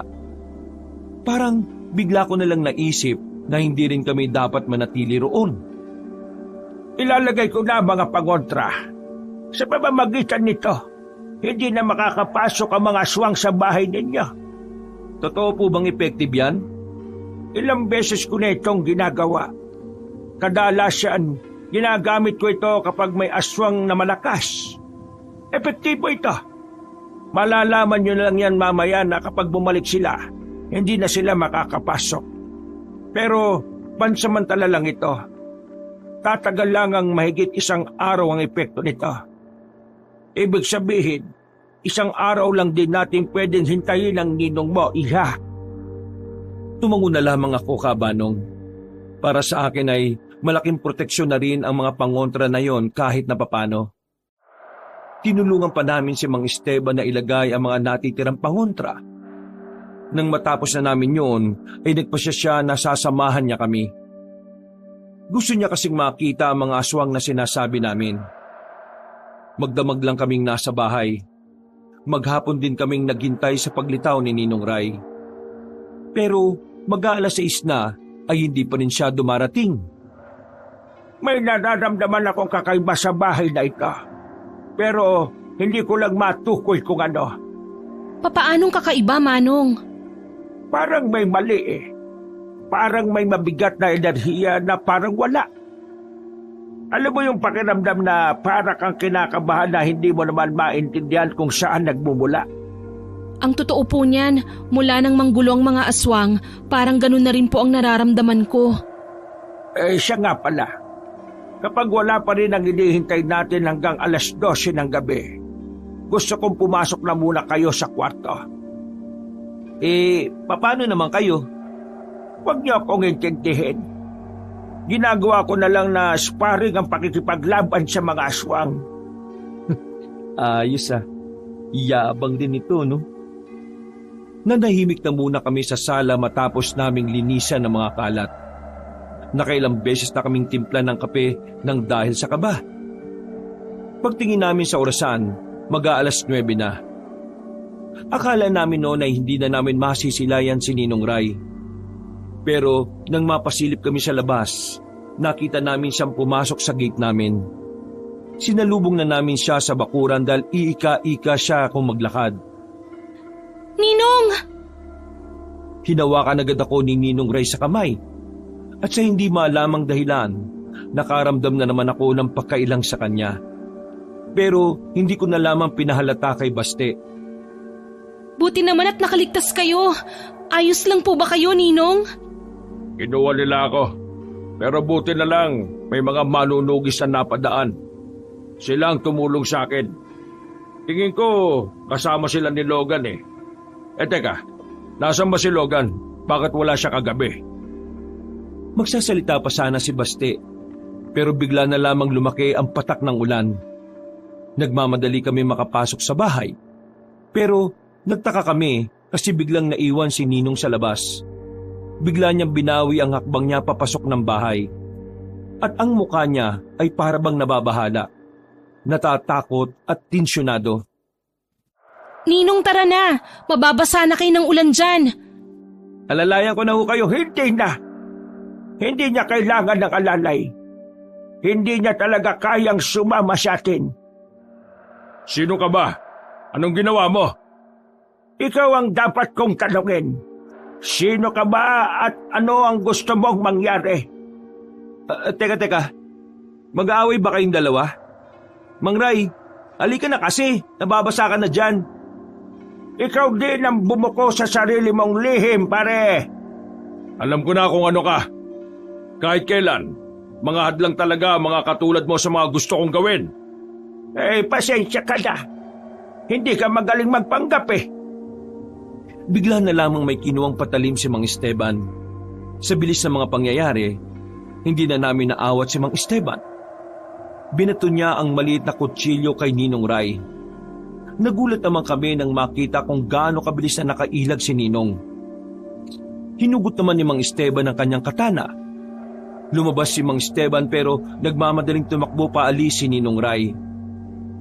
Bumalik na sa amin si Mang Esteban na parang wala lang nangyari. Mang Esteban, ano yun? Bakit nyo ginawa yun kay Ninong? Aswang ang ninong mo. Ha? Paano nangyari yun? Matagal na siyang kakilala ng mga magulang namin. Wala naman kaming nabalitaan na aswang siya eh. Mang Esteban, wag naman kayong gumawa ng kwento. Ate, hindi mo ba naiintindihan ang sitwasyon? Kaya hindi makapasok si Mang Ray dito dahil sa mga pangontrang inilagay natin kanina. Kaya siya hindi makapasok kasi aswang siya. Nakita mo naman kung paano siya nakailag kanina, di ba? Hindi magagawa ng normal na tao yung ganong kabilis. Kahit ako rin, hindi ko rin naman nalaman kung di pa dahil sa mga pangontra na inilagay natin. Tingin ko, malakas na aswang ang ninong mo. May kakayaan siyang itago ang kanyang amoy bilang aswang.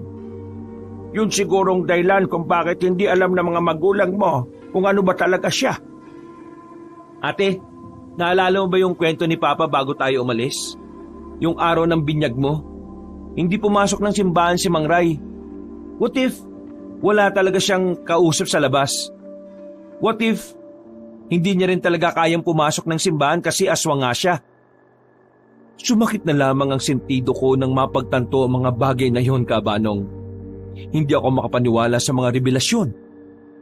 Ang pangalawang ama na tinitingala ko, may tinatago palang maitim na sikreto. Dahil hindi pa rin kami kumbinsido, pumasok kami sa silid ni Ninong Ray. Nagalungkat kami ng kung ano-ano roon. Hanggang sa may nakita na kaming pintuan sa likuran ng aparador.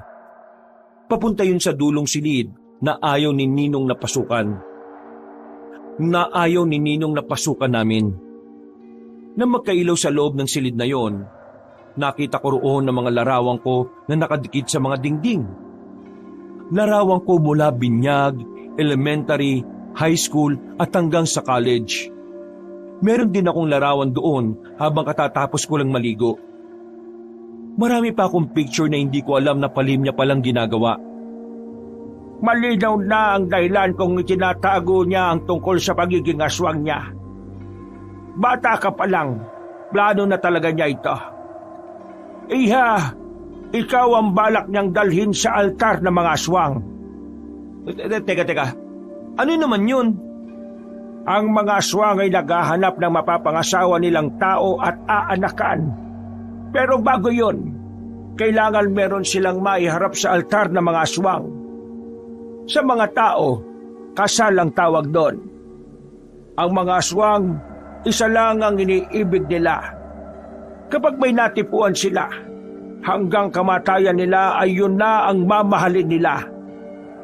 Tingin ko, gusto ko lang kainin noon ng ninong mo.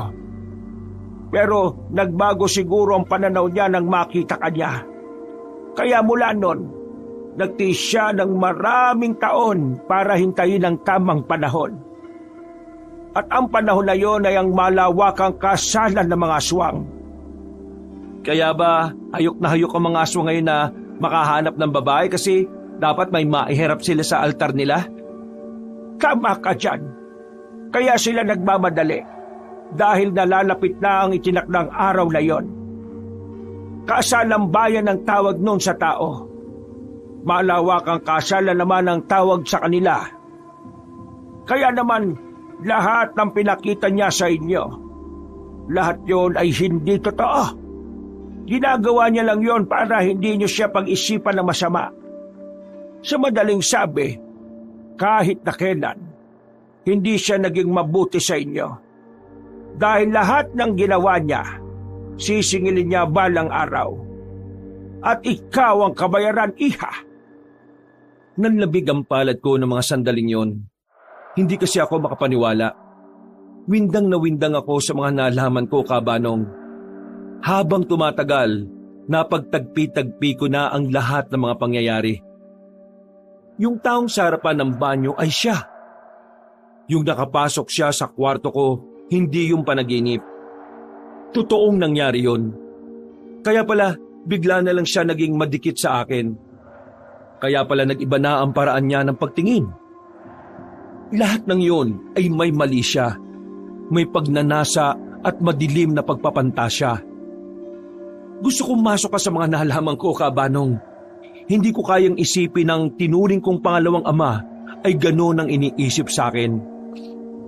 Hindi ko alam ang sasabihin ko. Pero anong gagawin ko ngayon? Baste, paano natin ito sasabihin kay Papa? Hindi na muna natin to sasabihin ngayon. Tapusin na muna natin ang mga pangyayaring to. Akong bahala. Kung gusto niyong dalawa, lisanin niyo na ang lugar na ito. Ihahatid namin kayo ni Logan sa pier.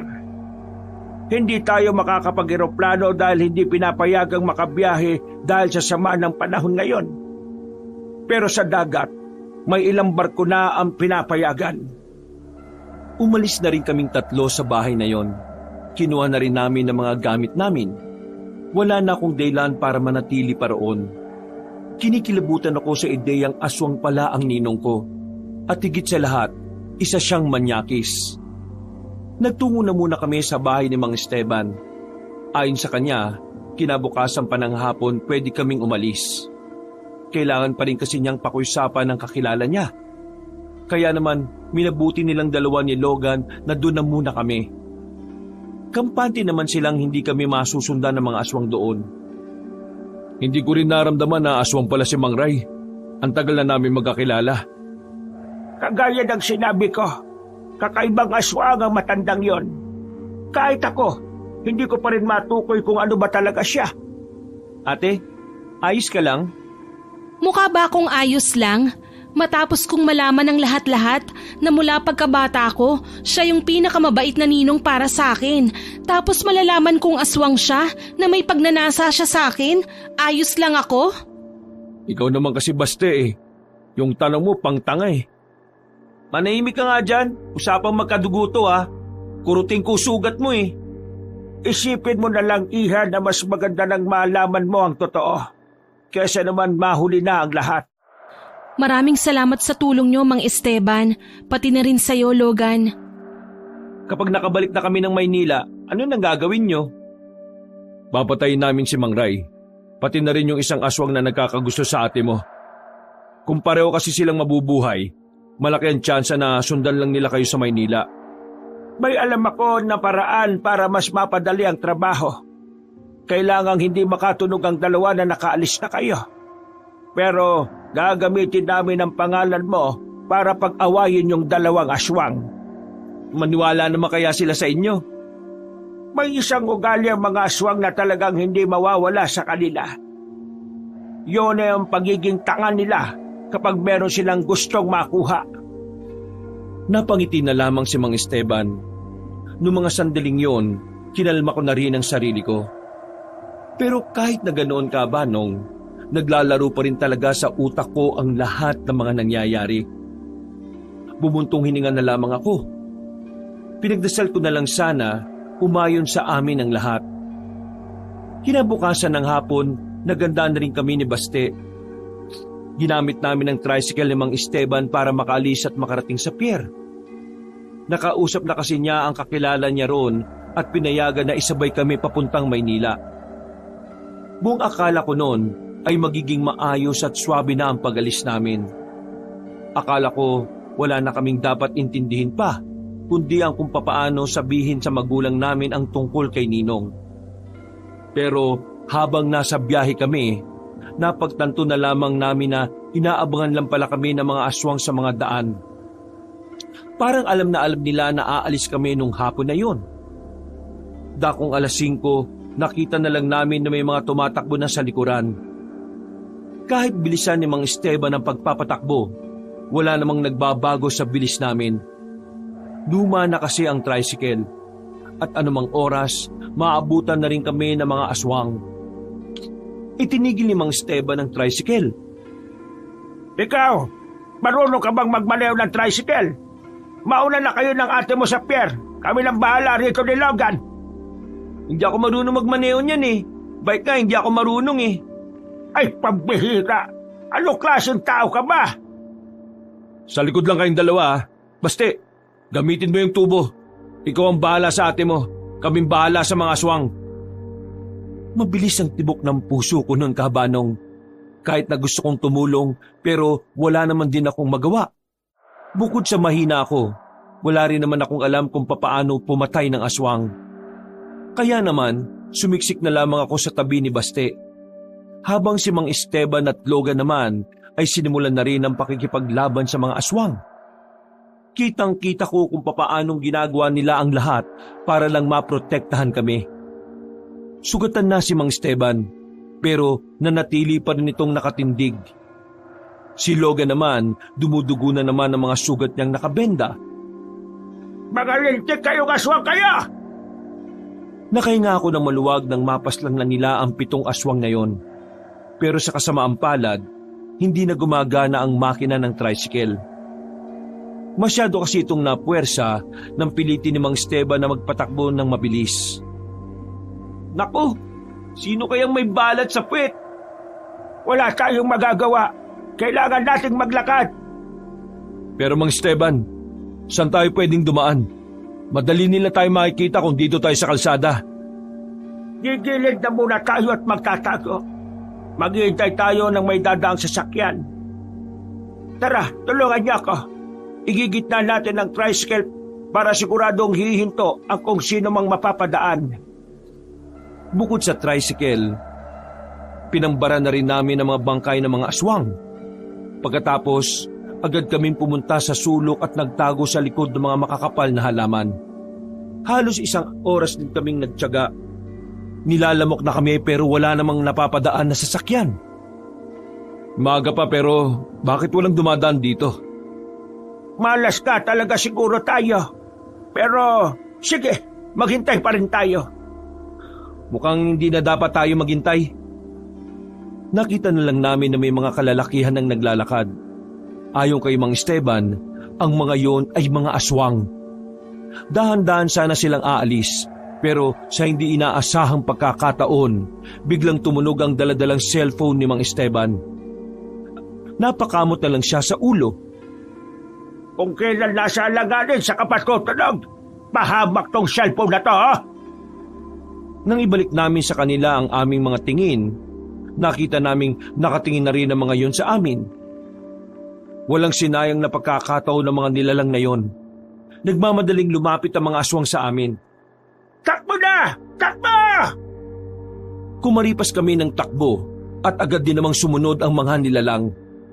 Sa mga pagkakataong ito, parang hindi na namin maramdaman ang pagod dahil sa sobrang takot. Maigpit ang hawak ni Baste sa kamay ko at halos kalat ka rin na rin niya ako. Habang si Mang Esteban naman at si Logan, nasa likuran lang namin. Tinatagal nila ang mga aswang na nagtatangkang lumapit sa amin. Hindi nagtagal, nakarating na rin kami sa isang palayan. Open area na yon kaya madali naming nakikita ang mga aswang na malapit nang makaabot sa amin. Pero hindi namin inakala na ang mga sandaling yon ay magiging pabot pa pala sa mga aswang. May mga tumalon ng mataas para harangin kami. Napalibutan na nila kaming lahat. Dumating din ang lalaking aswang na pasimuno ng lahat. Ang aswang na nakakagusto sa akin. Ano kala mo? Patatakasan mo ako, aking mahal? Akin ka lang! Hoy, kilabutan ka nga sa mga sinasabi mo. Mas gwapo pa sa'yo singit ko eh.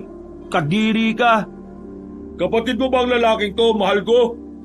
Kung kapatid mo ang walang modo na lalaking ito, hindi ko to kailanman mapayagang maging bayaw ko. Aba, kapal naman ang mukha mo. Tingin mo papayag ako na maging bayaw kita? Tsura mo lang. Aking mahal, halika na. Sumama ka na sa akin. Pinapangako ko na kapag ako ang pinili mo, hindi ko sasaktan ang mga kasama mo. At handa kong patawarin ang kapatid mong masama ang ugali. Langya, mas pipiliin ko pang masama ang ugali kaysa masama mo ka. Kapag hindi ka mananahimik, tuturuan kita ng leksyon. Pasalamat ka, mahal ko ate mo. Kaya hindi kita magawang saktan ngayon. Pero huwag mo akong sagarin. Sa mga sandaling ito, agad na may pumasok sa utak ko na ideya. Medyo delikadong naisip ko. Pero ito lang ang natitirang paraan para manatiling kaming buhay. Kung sasama ako sa'yo, makakasigurado ba akong wala kang gagawin sa kanila? Ha? Anong sinabi mo? Uy! Nabubuhan ka na ba? Tinakasan nga natin ninong mo tapos babagsak ka lang sa pangit na to. Tiningnan ko sila, pero sa kanilang tatlo, si Basti lang talaga ang hindi ako nagigets. Gusto ko na siyang suntukin para maintindihan niya ako. Pero nanatili akong kalmado at sinakyan ko na lang ang mga nangyayari. Ano, masisiguro mo bang hindi mo sasaktan ang mga kasama ko? Bakit? Totoo bang sasama ka sa akin? Kung yun lang ang paraan para hindi sila masaktan, sasama ako. Siguro, kakayanin ko naman aralin na mahalin ka. Magsasalita pa sana si Baste pero hinapakan ni Mang Esteban ang paa niya para hindi na siya sumabat. Sige, di ko sila sasaktan. Pero hindi ko sila isasama. Ikaw lang. Ikaw lang naman kasi pakakasalan ko eh. Sige, sasama ako sa'yo at hayaan mo silang makaalis. Kung ganon, tara na mahal ko. Baka maagaw ka pa sa akin ng iba dyan eh. Maglalakad na sana kami nang biglang dumating naman si Ninong Ray. Galit na galit siya noong mga sandaling yun. At sa pagkakataong ito, nagharap na silang dalawa. Showdown ng dalawang buang oh. Pwede magmanahimik ka lang. Mangyayari ng pinaplano natin. Para magbanggaan ng dalawa, ginatungan ko na ang sitwasyon. Ayokong sumama sa'yo. Mas pipiliin ko na lang na sumama dito kaysa sa ninong kong sinungaling at manloloko. Narinig mo sinabi ng mahal ko? Ako ang pipiliin niya. Hindi ikaw kasi matanda ka na. At tingin mo, Amando, papayag lang ako na kunin mo siya. Mula sa pagkabata niya na hinintay ko yan. Kaya hindi ako papayag na maagawan mo ako sa kanya. Ninong Ray, pwede bang hayaan mo na lang ako? Matanda ka na. Hindi tayo para sa isa't isa. Hindi kita kaedad. Kahit na diring-diri na ako sa mga sinasabi ko, Kabanong, ay tinitiis ko na lang. Kailangan kong palalain ang sitwasyon noon para sila-sila na lang din na magpatayan. Nagpalit na ng anyo si Ninong Ray. Yun ang unang beses na nakita ko siyang ganun kaya hindi ko maiwasang hindi tindigan ng balahibo. Hindi rin naman magpapatalo ang lalaking si Amando. Inutusan niya ang mga tauhan niya na lusubin si Ninong Ray. Pero dahil hindi rin basta-basta si Ninong Ray, madali niya lang napaslang ang halos 15 aswang. Ganito na lang, aswang sa aswang. Kung sinong mananalo, sa kanya mapupunta si Athena. Sige, papalagang kita sa abon mo. Dahil alam kong hindi ka naman mananalo sa akin eh. Matanda ka na kasi. Ikaw lang ang aswang na nirarayo ba? Ikaw, bata ka pa pero mukha ka ng matanda. Bakit ang mukha mo?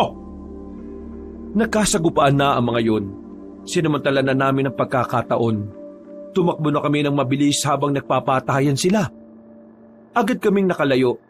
Iniwan namin silang nagbubunuan. Nang makalayo na kami, inakala na naming hindi na nila kami masusundan. Nakarating na kami ulit sa kalsada. Nag-aabang lang kami ng masasakyan. Pero sa kasamaang palad, wala pa ring napapadaan. Sino ba kasi may balat sa puwet eh? Malas talaga oh. Puro ka balat sa puwet. Baka mamaya ikaw lang yung malas eh. Ano sinabi mo? Ano ba? Manahimik na nga muna kayong dalawa. Agad silang nanahimik ng paglingon namin sa likuran. Naroon na pala si Ninong Ray. Duguan ang katawan nito. Pero nakakatayo pa rin na maayos. At dahil siya na lamang ang nakasunod sa amin, ibig sabihin lang noon ay napatay niya na si Amando. Ano akala mo, Athena? Makakakawala ka na lang ng basta-basta? Hindi ko ginugol ang buhay ko ng 2 dekada para lang masayang ang lahat. Nakikiusap ako sa'yo, Ninong Ray. Itigil mo na ito. Masama ang ginagawa mo. Hindi ito tama. At ano ang tama? Ang mapunta ka sa iba? Hindi ako papayag. Gagawin kong lahat ngayong gabi para mapasakin ka. Isipin mo na lang ang pinagsamahan niyo ni Papa. Baka sakaling may halaga pa sa'yo yun. Una pa lang, wala na akong pagpapahalaga sa papa mo. Lahat yon, pakitang tao lang. Kailangan kong gawin yon para masubaybayan kitang lumaki. At ngayong malaki ka na, oras na para singilin ko kayo. Ikaw ang kapalit ng lahat ng ginagawa ko, Athena. Kailangan mo muna kaming patayin bago mo makuha ang gusto mo. Huwag kang makikialam dito, Baste. Wala ka namang silbi sa pamilya ninyo eh. Kaya mas lalong wala kang silbi sa mga sandaling ito. Siguro nga tama ka na wala akong ambag sa pamilya ko. Napabigat lang ako ngayon. Pero hindi ibig sabihin nun, wala akong gagawin para protektahan ang ate ko. Handa akong mamatay. Huwag mo lang madikit kahit dulo ng daliri mo sa kanya. Marami kang sinasabi. Wala ka namang ibubuga. Tingnan natin kung hanggang saan ang kaya mo. Umangil ng malakas si Ninong Ray. Hinila naman ako ni Baste at inilagay sa gilid. Hindi nagtagal, umatake na sa kanila si Ninong. Una nitong pinuntirya ay si Baste dahil alam nitong hindi naman sanay ang kapatid ko sa mga gulo. Pero kahit na ganoon, ginawa ni Baste ang makakaya niya. Hinataw niya ng tubo si Ninong Ray at tinamaan naman yun sa muka. Ang kaso nga lang, parang wala namang talabyon kay Ninong. Hinawakan ni Ninong ang kapatid ko sa kwelyo at hinagi sa gilid. Hindi naman nagsayang ng sandali si Logan at Mang Esteban. Sabay nilang nilusob si Ninong Ray. Mahusay ang bawat galaw nilang dalawa at kaya kahit na papaano, nahihirapang depensahan ni Ninong Ray ang sarili niya. Ilang beses na tinamaan ni Mang Esteban at Logan ang kalaban namin. Pero kahit lupaypay, nakakatindig pa rin talaga si Ninong. Parang may sapusa siya. Ang tagal niyang mamatay. Hanggang sa bigla na lamang bumaliktad ang sitwasyon. Siya naman ang nakatama kay Mang Esteban at kay Logan. Bumagsak din ito kaagad. Si Mang Esteban naman, mahahabang sugat ang tinamo niya galing kay Ninong Ray. Kaya maging ito rin ay napahiga na lang din. Athena, sinasabi ko naman sa iyo, lahat ay gagawin ko para lang mapasakin ka. Lahat kakayanin ko para lang makabuo tayo ng masayang pamilya. Mangarap ka ng gising! Biglang tumayo si Baste at kinuha ang katana ni Mang Esteban. Tinaga niya si Ninong Ray sa balikat. Pero kahit na tinamaan yon, nagawa pa rin hawakan ni Ninong Ray ang talim ng katana. Pwersaan nitong inagaw ang katana at takmang itatarak na sana sa kapatid ko. Pero buti na lang, gumapang si Logan at hinilan niya ang paa ni Ninong. Nabitiwan niya ang katana. Pero galit na galit itong pinagsisis pa si Logan. Baste, tama na! Baka mapahamak ka pa! Hindi pwedeng wala akong gawin. Kinuha ulit ni Baste ang katana. Tinaga niya ulit si Ninong Ray. Pero sa pagkakataong ito, ay dinali na niya sa magkabilang hita. Ang kaso nga lang, sadyang may sa demonyo talaga yon. Hindi pa rin napabagsak. Sa halip, sinipa ni Ninong Ray ang kamay ni Baste. Dahilan para tumalsik palayo ang katana. Ayoko sa lahat ay traidor. Lumalaban ng patalikod. Duwag! Mahina! Sinuntok ni Ninong si Baste. Humarang na ako sa kanya para hindi na niya sundan pa ang pananakit niya. Pero wala pa rin siyang pakialam sa akin noon. Hinawi niya lang ako ng malakas. Tumilapon ako sa gilid. Habang si Baste naman, sinusubukan sabayan si Ninong. Pero kakaiba talaga ang lakas ng isang aswang. Kaya kahit makipagsuntukan siya, siya pa rin ang dihado. Sinubukan din makabangon ni Mang Esteban at Logan. Pero lalo lang nilang nararamdaman ang hapdi ng kanilang sugat, kaya hindi pa man sila nakakalapit, tumutumba na sila ulit. Nawawala na ako ng pag-asa sa mga sandaling yon, Kabanong, lalo na nang kinuha ni Ninong ang katana. Papalapit na siya sa akin. Habang ako naman ay parang napako na ang mga paa sa kinatatayuan. Hindi ako makagalaw dahil sa labis na kaba. Ang takot na nararamdaman ko ay parang hinihigop ang lakas nito. Nanlalambot ang tuhod ko sa ideyang ako na ang isusunod niya. Kung mamamatay lang din naman ako, isasama na kita, Tina, para kahit sa kabilang buhay, magkasama pa rin tayo. Akmang itatarak na niya ang katana sa akin nang biglang lumitaw ang isa pang aswang sa harapan ko. Si Armando. Siya ang sumalo ng katana at sa dibdib niya tumarak ang mahabang patalim na yon. Nagulat ako sa nangyari, Kabanong. Kahit si Ninong Ray din ay hindi yon inaasahan. Pero ang mas ikinagulat naming lahat ay ang pagdukot ni Armando sa puso ni Ninong. Walang ano-ano, napatras si Ninong habang hawak ni Armando ang puso niya. Nanlalaki ang mga mata ni Ninong. Magsasalita pa sana ito, pero tuluyan na itong bumagsak at binawian ng buhay. Habang si Armando naman ay bumagsak na rin sa lupa. Nakatarak pa rin ang katana sa dibdib niya. Nakatingin siya sa akin habang sumusuka siya ng dugo. Aking mahal, aking mahal, mabuhay ka, aking mahal. Masaya akong ibinuwis ko ang buhay ko para sa iyo, aking mahal. Ilang sandali pa ay tuluyan na ring nalagutan ng hininga si Armando, Kabanong. Sa oras na yon, patay na ang dalawang aswang na gusto akong kunin. Pero sa hindi malamang dahilan, bigla kong naawa sa sinapit ni Armando. Hindi ko alam kung normal ba ang makaramdam ng konsensya sa isang nilalang na gustong kumuha sa akin. Pero sa ginawa niya, aminado kong utang ko ang buhay ko sa kanya. Kung hindi niya hinarang ang katana, ako sanang namatay. Agad kong nilapitan ang mga kasama ko. Inuna kong alalayan si Baste na hilong-hilo. Sinunod ko naman ang dalawa. Noong mga sandaling yon, wala akong mahinga ng tulong. Kailangan ko silang dalhin sa ospital noon. Pero maya-maya pa, nakita ko na lang na may mga tricycle na paparating. 3 tricycle yon nang huminto ito sa harapan namin.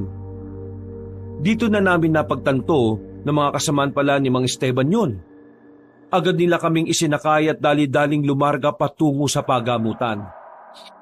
Naagapan naman ang mga sugat nila. Yun nga lang, hindi rin sila kaagad makabangon. Kinaumagahan habang nasa ospital kami, Nagkaroon na kami ng pagkakataon ni Baste para ipaalam ang nangyari sa mga magulang namin. Kahit sila ay nagulat din at galit na galit kay Ninong Ray. Dahil sa labis na pag-aalala, umalis sila agad ng Maynila at kinabukasan lang sinundo na rin nila kami. Bago kami umalis ng probinsya, sobrang pasasalamat nila Papa at Mama kay Mang Esteban at kay Logan. Sobrang laki din naman talaga ng naitulong nila sa amin. Mang Esteban, Logan, maraming salamat sa lahat ng naitulong nyo sa aming magkapatid. Kung hindi dahil sa inyo, baka nagtagumpay si Ninong Ray sa mga plano niya. Walang anuman, Iha. Ang tanging hangad lang naman namin ay mailayo mga tao sa kapahamakan na dulot ng mga aswang. Masaya akong makaligtas ka at ngayon ay makakabalik na rin ang Maynila. Logan, binigay ko na sa iyo number ng ate ko ha. May day lang ka na para mag-load ka na araw-araw. Yan na ang bawi ko sa iyo sa pagiging masungit ko sa iyo. Hindi na nakapagsalita pa si Logan sa sobrang hiya, Kabanong. Hindi na lang din ako kumontra o nag-inarte pa. Hindi rin naman kasi mahirap magustuhan si Logan. Sa lahat na ipinakita niyang katapangan, masasabi kong una pa lang ay hinanghaan ko na siya.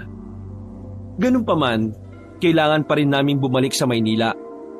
At ang bakasyon namin na humantong sa malagim na pangyayari, habang buhay na naming dadalhin pero hindi bilang bangungot, kundi bilang aral na maaari naming magamit habang buhay.